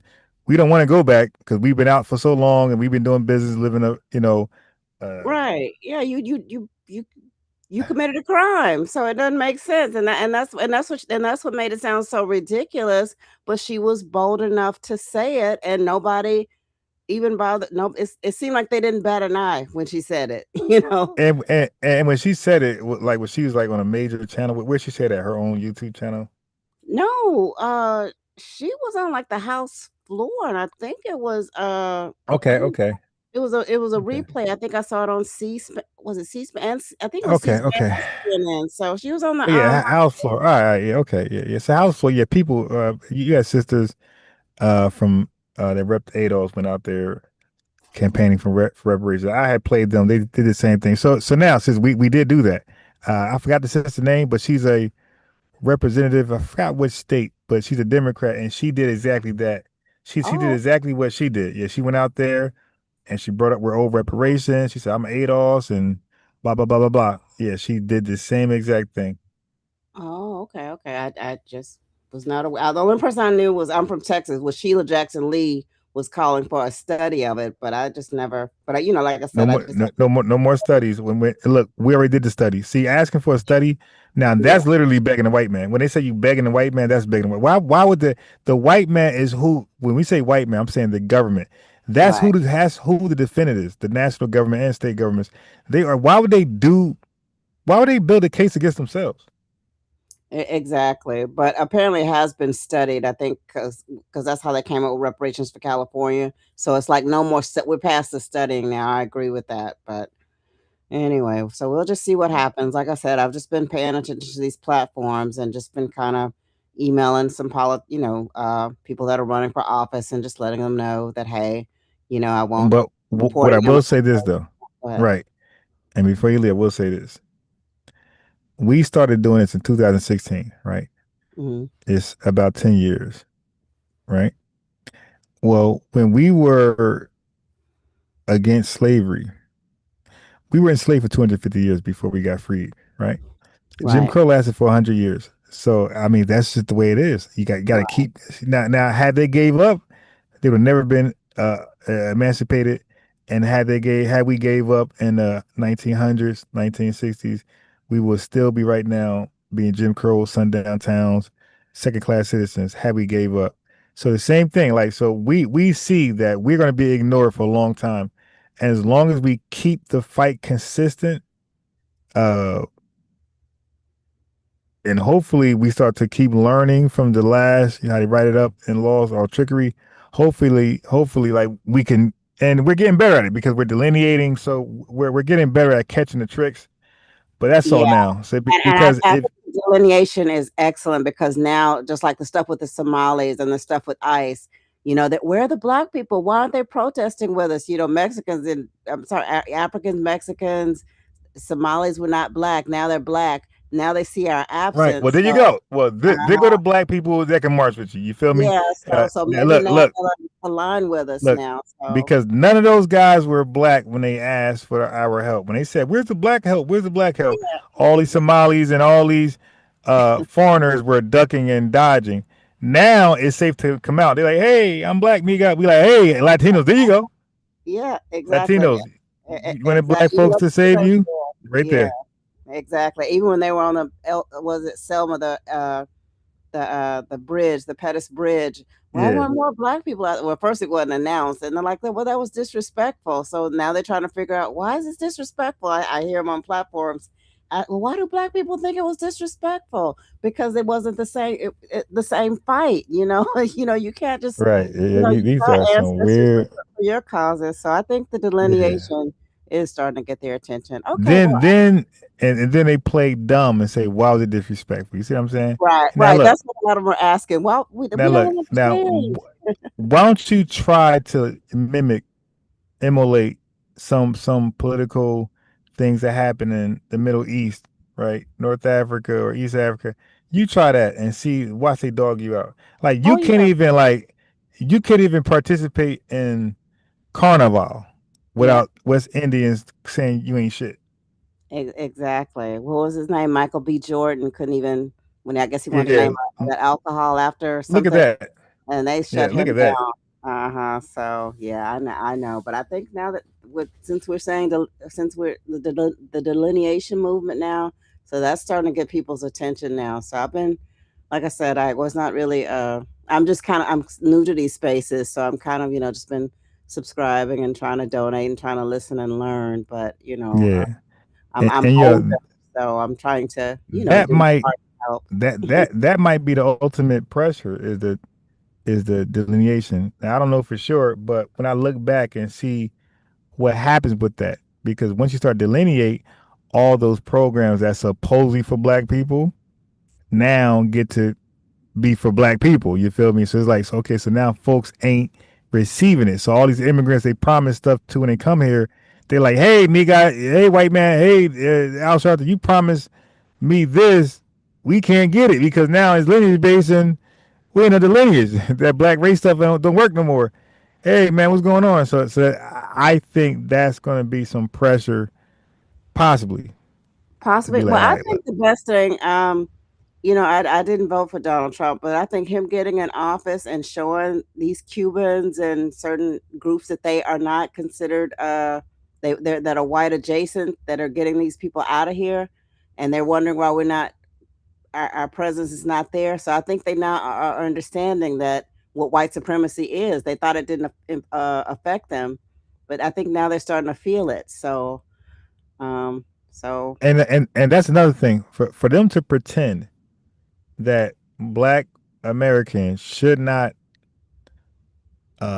agree with Trump and support some of the things is delusional. This mhm, guy is out here speaking to what we're demanding. He out there saying birthright citizenship. He out right, there saying black Americans built the foundation. We all built it. And then he's out there saying this was meant for slave babies. Like he's out there speaking delineation and they expect us to ignore that. And right. because he's MAGA, because he's white, and because he's Donald Trump, we gotta always be.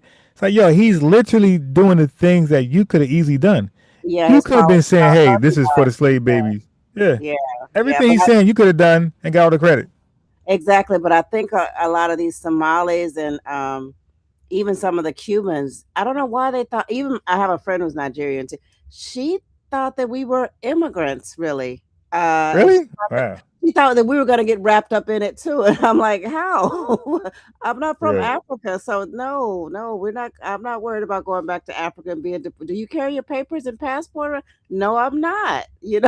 Right. I'm from Like, here. ma'am, the 14th Amendment was literally written for us. Yeah, yeah, but I just had to tell her I'm not from Africa. I don't have any relatives in Africa, so no, I'm not going to be deported to Africa. This is I'm American. So, but I think that's what a mistake a lot of them made because they falsely thought that Black Americans were by default immigrants. But what they say, FAFO. So, and they're learning. So, Yeah. Yeah. but all right, I'll let you get back to your show, All brother. right. All right. Thank you. Thank you for calling in. Good dialogue. Okay. What are you trying to put? And let's see the chat. Yeah. Um, I brought the wrong glasses, family. Carlos Maggis said Foundation Black Americans are indigenous to this continent. Facts. Ladybug Butterfly, Trump has done the work for us. Kudos to Trump. Yeah, like that's why like they can't gaslight me. It's like you expect me to not support some of his rhetoric. Like you got your goddamn mind.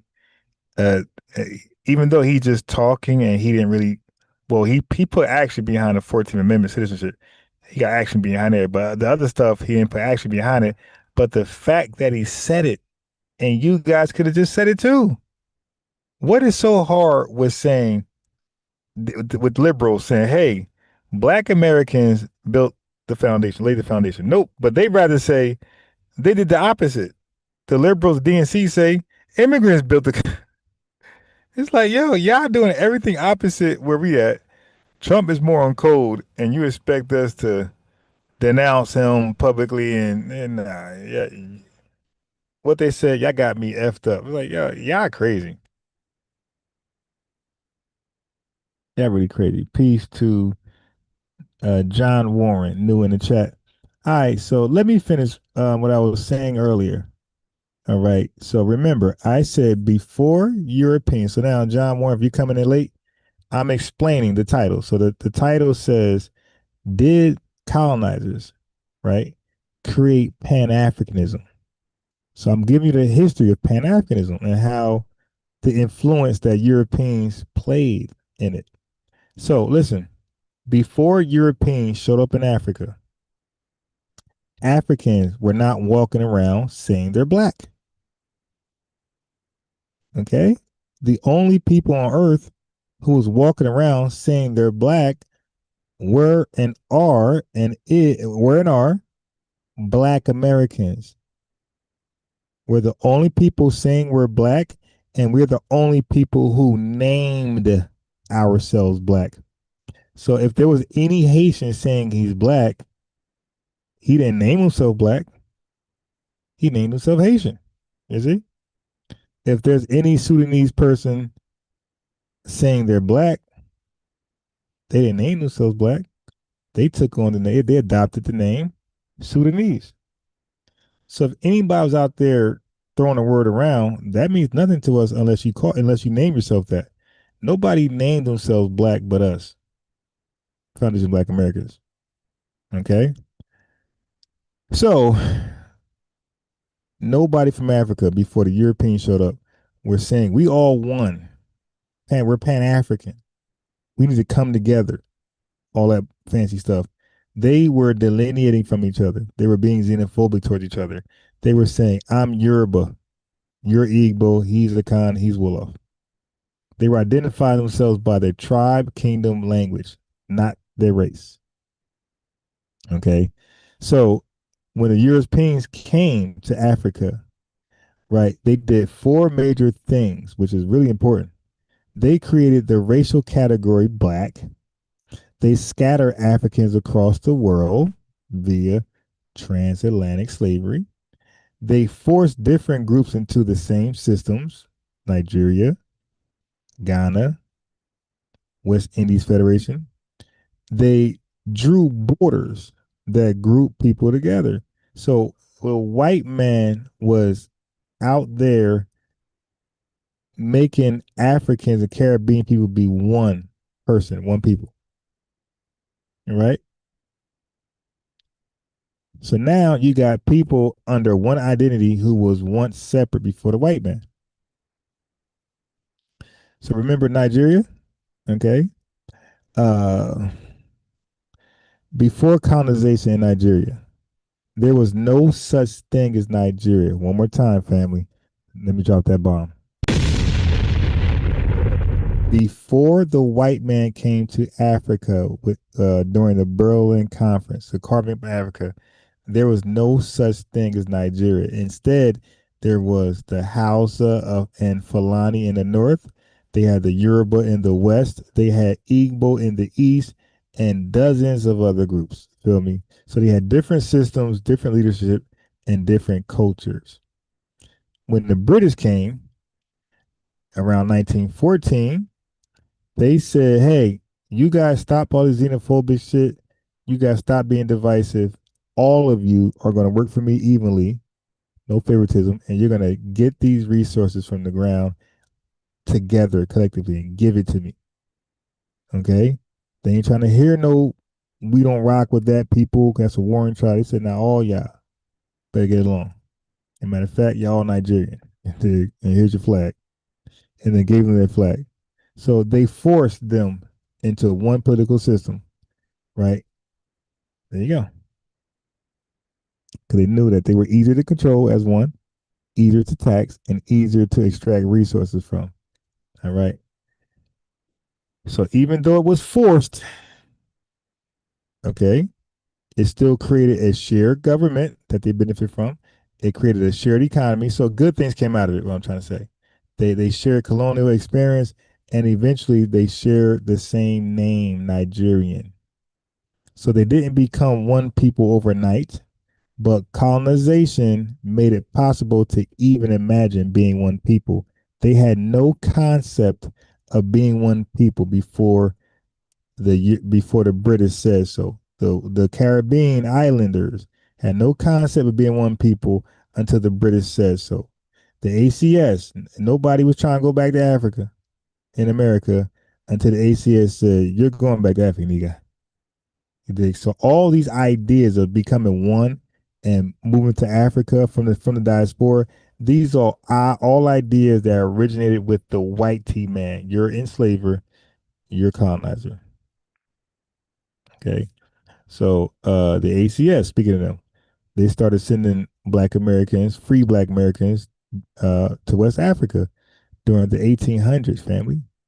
Okay, and it wasn't Pan-Africanism; it was a precursor, and it wasn't some unity project, right? These were white races who wanted free Black people out of America, right? So now we have Black Americans, descendant of slavery, and indigenous Africans all in Liberia as Liberians, getting along. Same people living in the same place. All right. And what did that do amongst them two? Those two groups, it created a shared political space, a new African diaspora connection, a real life situation where Africans and Black Americans had to deal with each other, right? And they became one thanks to the white man, ACS. So it wasn't unity in a sense where the goal was for that, okay? Because when blacks got over there, free blacks got over there, they were called American Liberians, and they dominated the natives politically. Okay, they were dealing with hierarchy. It was unfair to start. It was rocky, but then they got along. Okay, so they end up practicing Pan-Africanism, even though that wasn't the white man's goal, right? It did create a situation where diaspora and Africa became linked in real time. So like the white man was practicing Pan Africanism unintentionally, right? So uh, they enslaved, Africans all across, the four corners basically. But in the islands, we're talking about Jamaica, Trinidad, Barbados, Bahamas, right? So different islands, but the same system, right? So they end up creating same plantation system, same racial hierarchy, and same colonial rule. Don't forget, they made up of different people, but they had the same experience: U.S. chattel slavery and forced labor. The British tried to unite them under one nation, right? One flag, one government, and that nation was called the West Indies Federation. It didn't work. It collapsed in 4 years because of island nationalism. What does that mean? The islanders would not give up their nationalism. They didn't want to be part of a whole. They said, "Nah, I don't want to give up being Jamaican to be West Indies. I didn't want to give up Trinidad and Tobago to be West Indies." That's what I mean by island nationalism. Okay, they had economic disagreements and power struggles, family. So even though it failed, colonialism created a shared identity foundation that made unity attempted in the first place, right? So now they do the West Indies parade, which is all of them. And so when you think about the West Indies parade, they should think the British. So now ECOWAS, like that's a group of West African countries working together for trade, movement, regional cooperation, right? some people say, hey, that don't make your point unbiased, Ron, because they created ECOWAS. They are uniting on their own. Everything they doing is what they wanted to do. How is the white man? How did the white man got his hand in ECOWAS?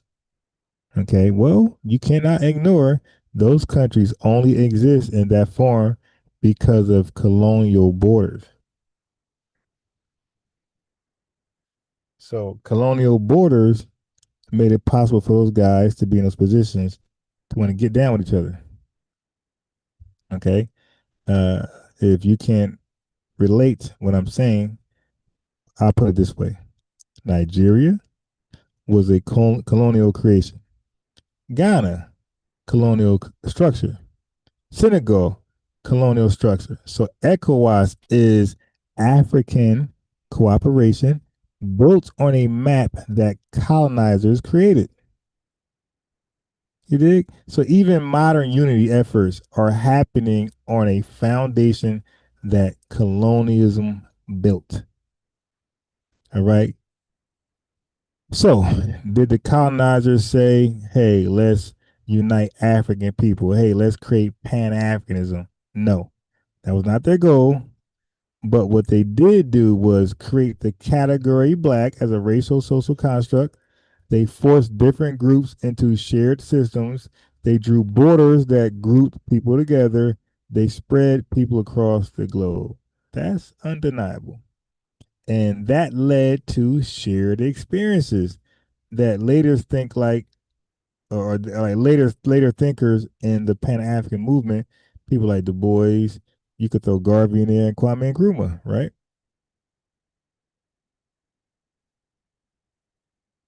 So keep in mind, colonizers created the conditions, but the Africans, the Afro-Caribbean, they created the response, right?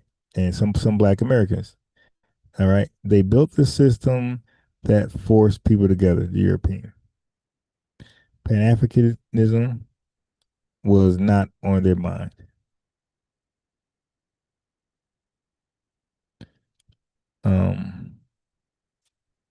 So that's like this. You could say colonizers created an empty box, and they passed it to Pan Africans, and it's up to them to get in the box or just just leave the box alone. So again, unity was never their goal, but their system made unity possible. They forced proximity. History created identity. That's what colonialism did for those people. European slavery and colonialism did not invent Pan-Africanism to answer the king, the woman king question, to answer King Azinga's question on her video that she's gonna do, I think April 19th. It's gonna be straight romanticism and bullshit. But to answer her question, European slavery and colonialism did not invent Pan-Africanism as a liberation philosophy, but they did create many of the historical conditions that made Pan-Africanism thinkable, urgent, and sometimes administratively easier to imagine, right?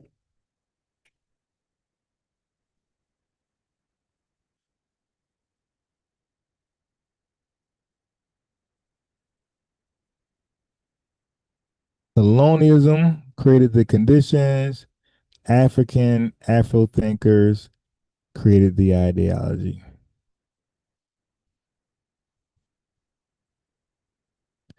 I think I did enough on that.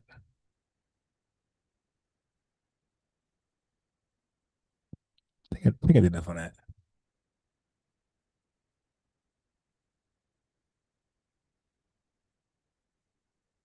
Buckhorse said, I don't agree, Ron. I don't agree, Ron. I don't know what these bastards doing.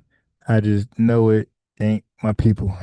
I mean, what did I say that was agreeing with the liberals or the DNC? I didn't say anything that's agree with their talking points. I was saying they not with us. They are ignoring us, benign and neglect, and they're trying to say, hey, you know, whatever. Who cares what they're trying to say?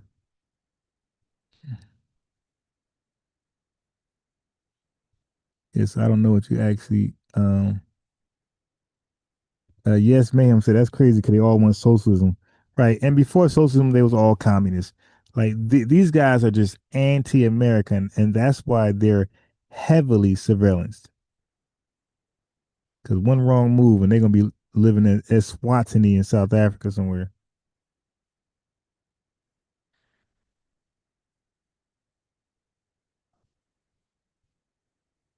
You dig? So what else we have here? It's 1:10 a.m. Almost time for me to shut it down. Oh, wait. Let's get a news update. Y'all know my favorite topic. Oh, before I do that, look at this one. A mixed reaction this evening to a new Florida law. It makes changes to your driver's license or state-issued ID. Good evening, and thank you for joining us. I'm Nasha Sherman. And I'm Jim Barry. It's going to show if the person is a U.S. citizen or not. Governor Ron DeSantis signed into law, and if it goes into effect on January 1st. CBS News Miami's Yvonne Taylor is your reporter in Doral. Yvonne, what about the people who already have a driver's license? Jim and Naja, anybody who holds a driver's license right now or an ID issued by the state of Florida will not be required to get new documentation. And let me highlight that, will not be required to get new documentation right away because the cards will hold valid until they expire. Now, when that happens, that's when things change. Next January, anyone getting a new Florida driver's license, renewing one, or getting an ID will have his or her immigration status on it. I don't know if it should be on a driver's license. I don't think you should have to just say that you are not a citizen. Governor Ron DeSantis signed the Florida SAVE Act into law this month after the Republican-controlled House and Senate passed it. It's another way to identify the person. Daniel Fernandez, the Miami-Dade tax collector, is in charge of the driver's license agencies in Miami-Dade. Is that all? Is that just what they say all the time? Is it what the cult group say? No, they're dividing. Yeah, come on, man. This law going to do is only to put you in your physical car a destination that will say that you are a citizen of the United States of America. For those who are not citizens, it's supposed to say NC, not a citizen, even if the person is a U.S. resident. Why is that necessary? This is something that coming from the state because we don't make it's coming from you too, bro. Stop throwing rocks out of your hands, bro. It's very necessary, right? We need to know who is on that ICE list. Law. The new law is part of an election reform package that seeks to strengthen the verification of citizenship. The bill is unnecessary. Senator Chevron Jones is one of the Democratic lawmakers who voted against it. You're actually in favor of maintaining student and retirement community IDs when it comes to voting. Why?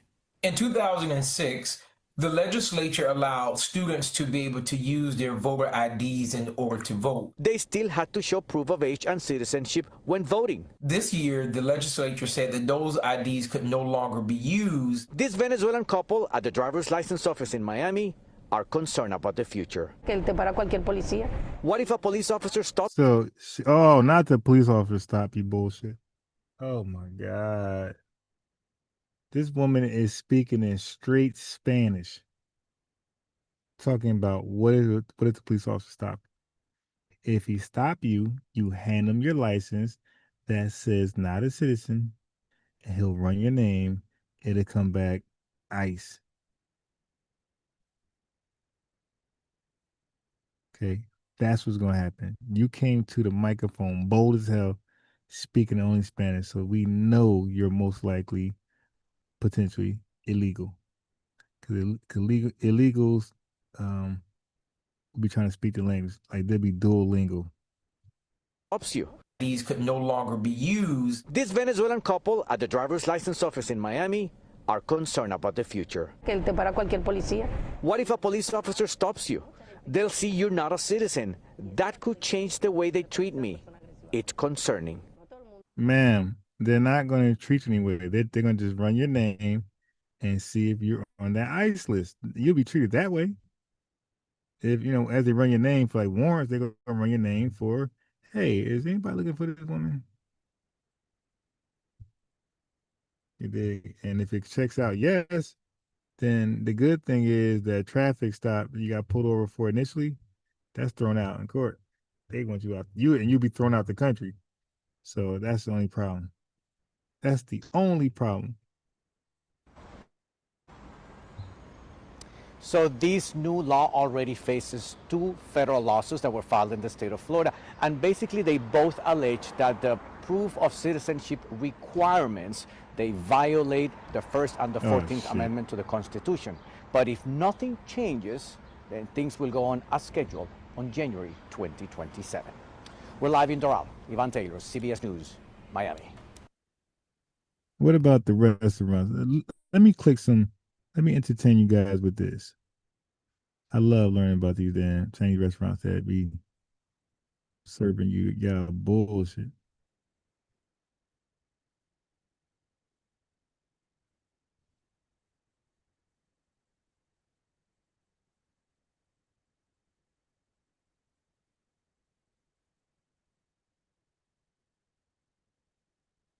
Let me click a bunch of these. I be loving these, and they all 1 minute.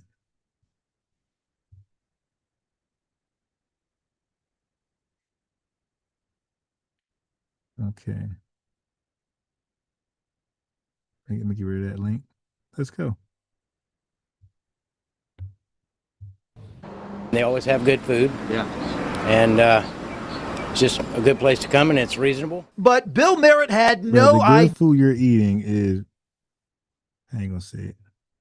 Idea about his favorite restaurant's emergency closure. State health inspector citing Ho Wah Chinese restaurant with 16 violations last week. A black or green mold-like substance inside the ice machine. Ew. Temperature violations on the raw shrimp, beef, and melon, along with live roaches all around the Mongolian barbecue under the buffet. Wow. Crawling around the coffee mugs and inside the soap dispenser. The inspector even finding live roaches in the reach-in cooler crawling around food. The cooked pork, the cooked noodles, the cooked meatballs, the sprouts, the sausage items all had to be thrown out because they had roaches crawling around in that cooler. Well, that's not good. Oh my God, he said that's not good, bro. You were eating roaches, my guy. That's not good, and I'm pretty sure they've done something about it. Yeah, no, he didn't. He opened it back up. That's what he did.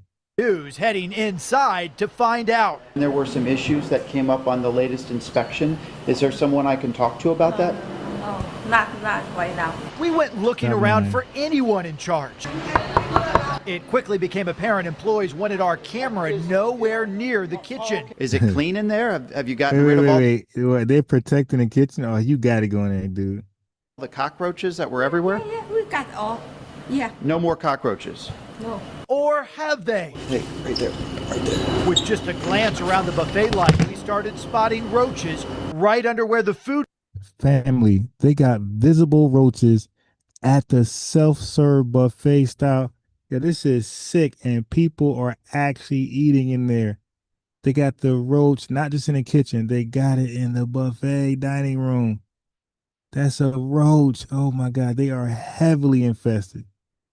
Food is served with more dead roaches near the Mongolian grill. They need to address every bit of it. When we walked around back, things got even more interesting. This is actually one of the restaurant's catering trucks, and this is something I've never seen before. Out here in the parking lot, we've got clean dishes, glasses, you've got the napkins and paper towels, all sitting out here on the ground, right next to puddles of water and mud in the parking lot. Wow. Employees telling us all this stuff is outside because they're cleaning. As for loyal customers like Bill, he plans to keep his eyes peeled for potential problems. If I see something, definitely I'm going to say something.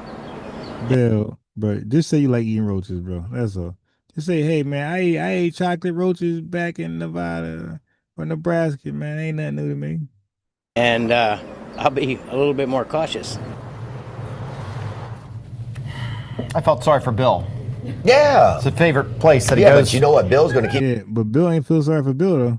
an eye out for you. You'll be the first person he calls. All those roaches, and after the state cleared them to reopen. Right, and we talk about these critical health code violations. A lot of people say, well, what's a few roaches? Right. Here's what we found. We pulled the state records for this restaurant, and we found 3 separate complaints from customers in the last number of months. Right. They've all either witnessed roaches crawling through the food on the buffet line or actually in their meal. No. So, In their meal, family, they sat down and they're eating, and a live roach is crawling over their French fries. Wait a minute, Bo. Look, I know you find the dead roaches and this. You're talking about in their food. yeah, exactly. And that's something that no one wants to hear about. Obviously, they're upset. They want to know why this restaurant was allowed to reopen in the first place when there were still roaches. And we've asked that question to the state. They asked for some of the images that we saw today, and I wouldn't be surprised if this restaurant gets a re-inspection in the coming days. Now, just to back up a second, don't shut it down? the catering stuff, that kind of bothers me. The stuff is Kind of bothers you. Well, I'm just being. In all fairness, the restaurant was ordered to clean up the kitchen. So they may have some of moved that stuff stuff may have been moved out because it may have been infested with roaches. So I they don't just know, but they said they were cleaning. And guess what? And yo, family, how they allow this place just to keep running? That's crazy. All right, Bo. Thank you so much. Hey, I mean, maybe. But they be shutting down black successful restaurants over foolishness, but they are serving people poison, and they're okay. What about this one? Dining. A popular Chinese spot on the Northwest Side written up for repeat violations. Here's what they were doing wrong in the kitchen. Number 1 Chinese on 75th and Appleton. Inspectors found a pan of raw meat thawing on top of containers of vegetables. That's a cross-contamination risk and something this restaurant's been written up for in the past. No expiration dates on prepared food. Things like cooked pork, chicken, egg rolls. Potentially hazardous food has a shelf life of 7 days. Another repeat violation. I talked to the owner's daughter by phone. She claims they don't keep food more than a few days. Number 1 Chinese also written up for using heavily grooved and stained cutting boards, a repeat violation.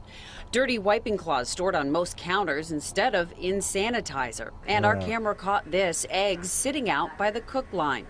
Also a cooler running too warm at 46 degrees. Safe cold temp is 41.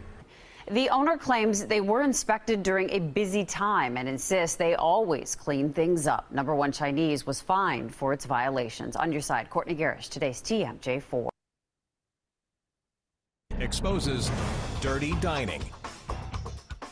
It's a hot spot for Chinese food. This week's Dirty Dining takes us to Bayview and a restaurant repeating the same problems. Number 1 Chinese on KK in Bayview. We were last here in 2012. This time around, there were food temperature issues again. Cooked shrimp, chicken, eggs, and an egg roll, all too warm. The chicken was 10 degrees above the safe cold temperature. The restaurant was not thawing food in a safe way, and buckets of sauce sitting on the floor in the kitchen, unprotected from cross-contamination. A problem health inspectors have seen before. A recent health inspection that had violations. Some of them were repeats from other inspections as well. Yeah, I'm sorry, the owner's not here. And we never heard back from her about no expiration dates on food, which has to be used within 7 days. Another repeat violation. A greasy kitchen floor and employee medication sitting on a shelf above a table used to prep food. It has to be stored in a separate area. Number 1 Chinese in Bayview was fined and will be re-inspected. And there were temperature issues in dirty equipment at the Hibachi Grill Supreme Buffet on 56th Street, just north of Capitol. Keeping things clean this month, Bartolotta's Lake Park Bistro. We check health reports every week, but we want to look out for you. We know you eat out.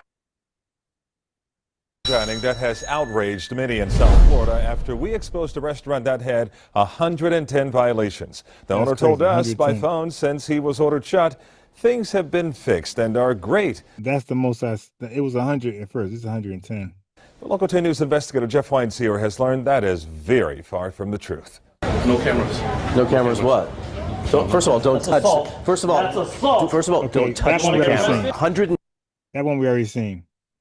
Closing 3 restaurants after inspectors found serious health code violations. Yeah, from a roach infestation at a local coffee shop that most of us are familiar with to a Chinese restaurant with a failing score that the inspector called gross and unsanitary. The Night Team's Tim Gerber shows us what was going on behind their kitchen doors.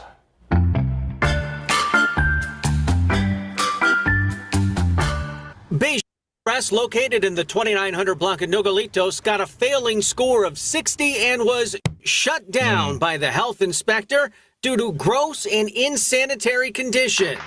Tongs that were being used in the kitchen were found hanging from a trash can. When the inspector asked for them to be washed, a worker placed the tongs on the food prep table for continued use. Other utensils were found stuffed in crevices with heavy grease buildup. Employees were not properly washing their hands and touching food with their bare hands. Something was leaking from the vent in a cooler, dripping into tubs stored on top of food. The entire place needed a thorough, deep cleaning. This week, we found the business was still closed. A sign on the door stated it was undergoing a remodel. A worker on site said the owner plans to reopen when repairs are complete. Jim's Coffee Shop, located in the 4100 block of Broadway, earned a 77 and got shut down on June 16th due to a roach infestation. Several live crawling insects were observed during the inspection and plenty of dead roaches, too. They had to toss out vegetables that were too warm. A worker was seen handling their phone, then touching ready-to-eat food without changing gloves or washing hands, while another worker touched food with bare hands.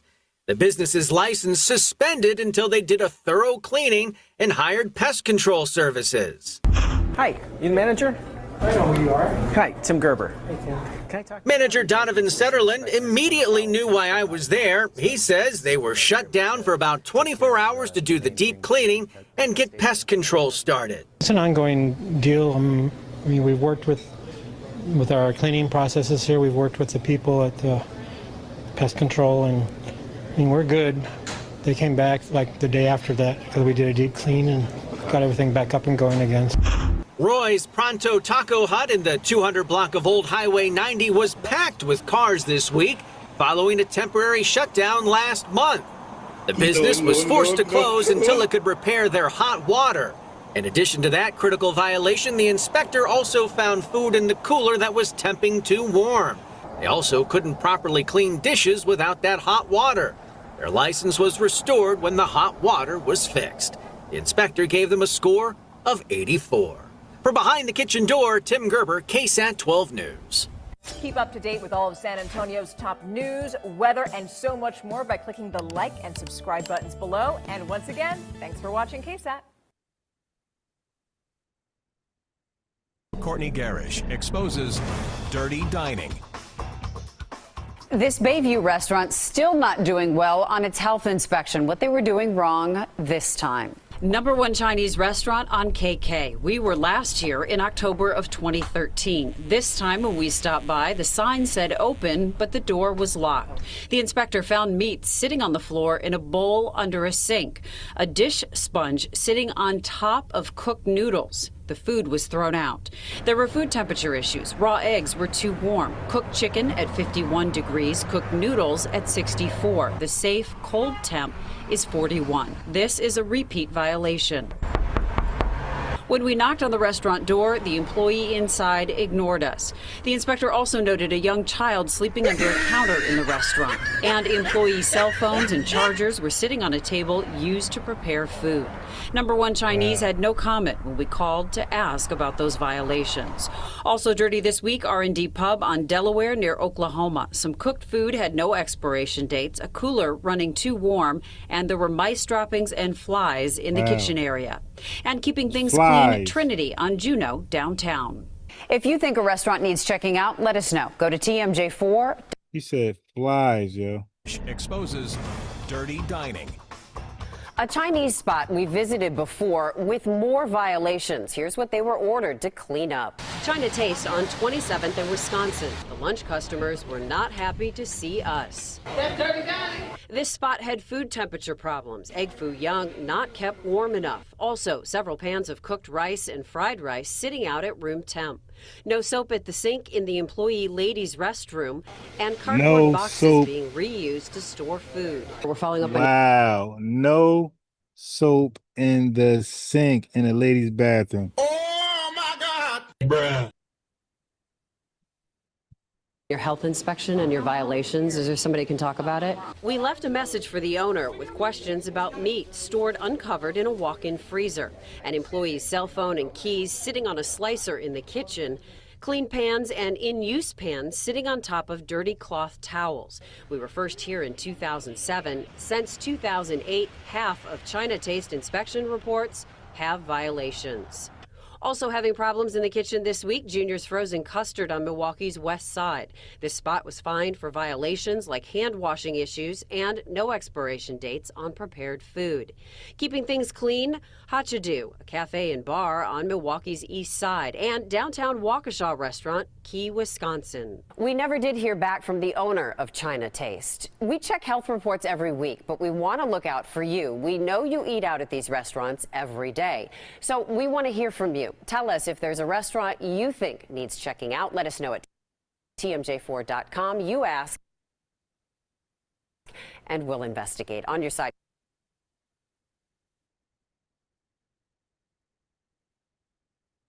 Yeah, family. All right. So, yeah, man. So anyway, when the doctor woman came to her video, she worded it very funny. She worded it, "Did Europeans invent Pan-Africanism?" No, they didn't invent it. Wait, no, what? So they staged it where they win. It's like, yo, why would you name it that? Okay, no. Ask it the correct way. Okay, so tomorrow we're gonna knock out this panel. It's kind of it's all right. And I got this Tether Babel panel. Yeah. Okay. So download. California just introduced a bill that makes it illegal to expose immigrant fraud. Damn.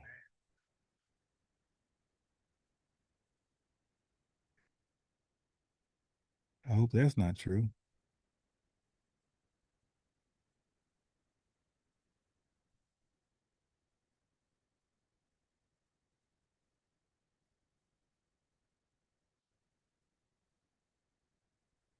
Okay, so did he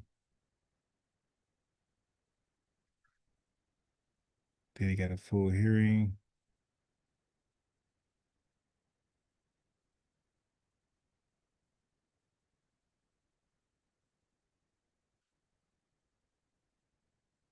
Okay. So we got that out the way. Oh.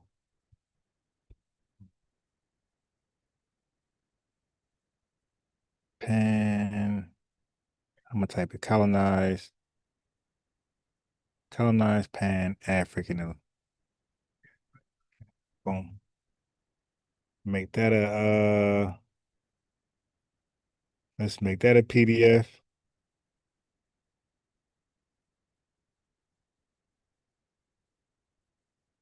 Mm-hmm.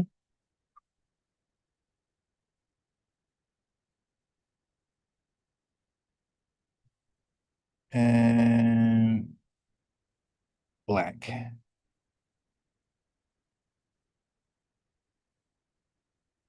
Okay. All right, family. Yeah, that's very disgusting. We're gonna shut it down. Thank you very much for pulling up, staying with us this long. We got to call her. I wanted Black God to call back in. She was about to say something. She muted herself mid-sentence and then she hopped off. So maybe, I don't know, maybe her boyfriend's a Pan-African. He's like, hey, don't you talk to nobody that's FBA. Hang that goddamn phone up. You dig? Maybe something like that happened. Hopefully it didn't, but we'll never know. All right, family. Catch y'all tomorrow. Scam Kyla Harris. Yeah. All right, family. Catch you tomorrow. Yeah, so we're going to finish up on this black stuff with these panels. All right. Peace.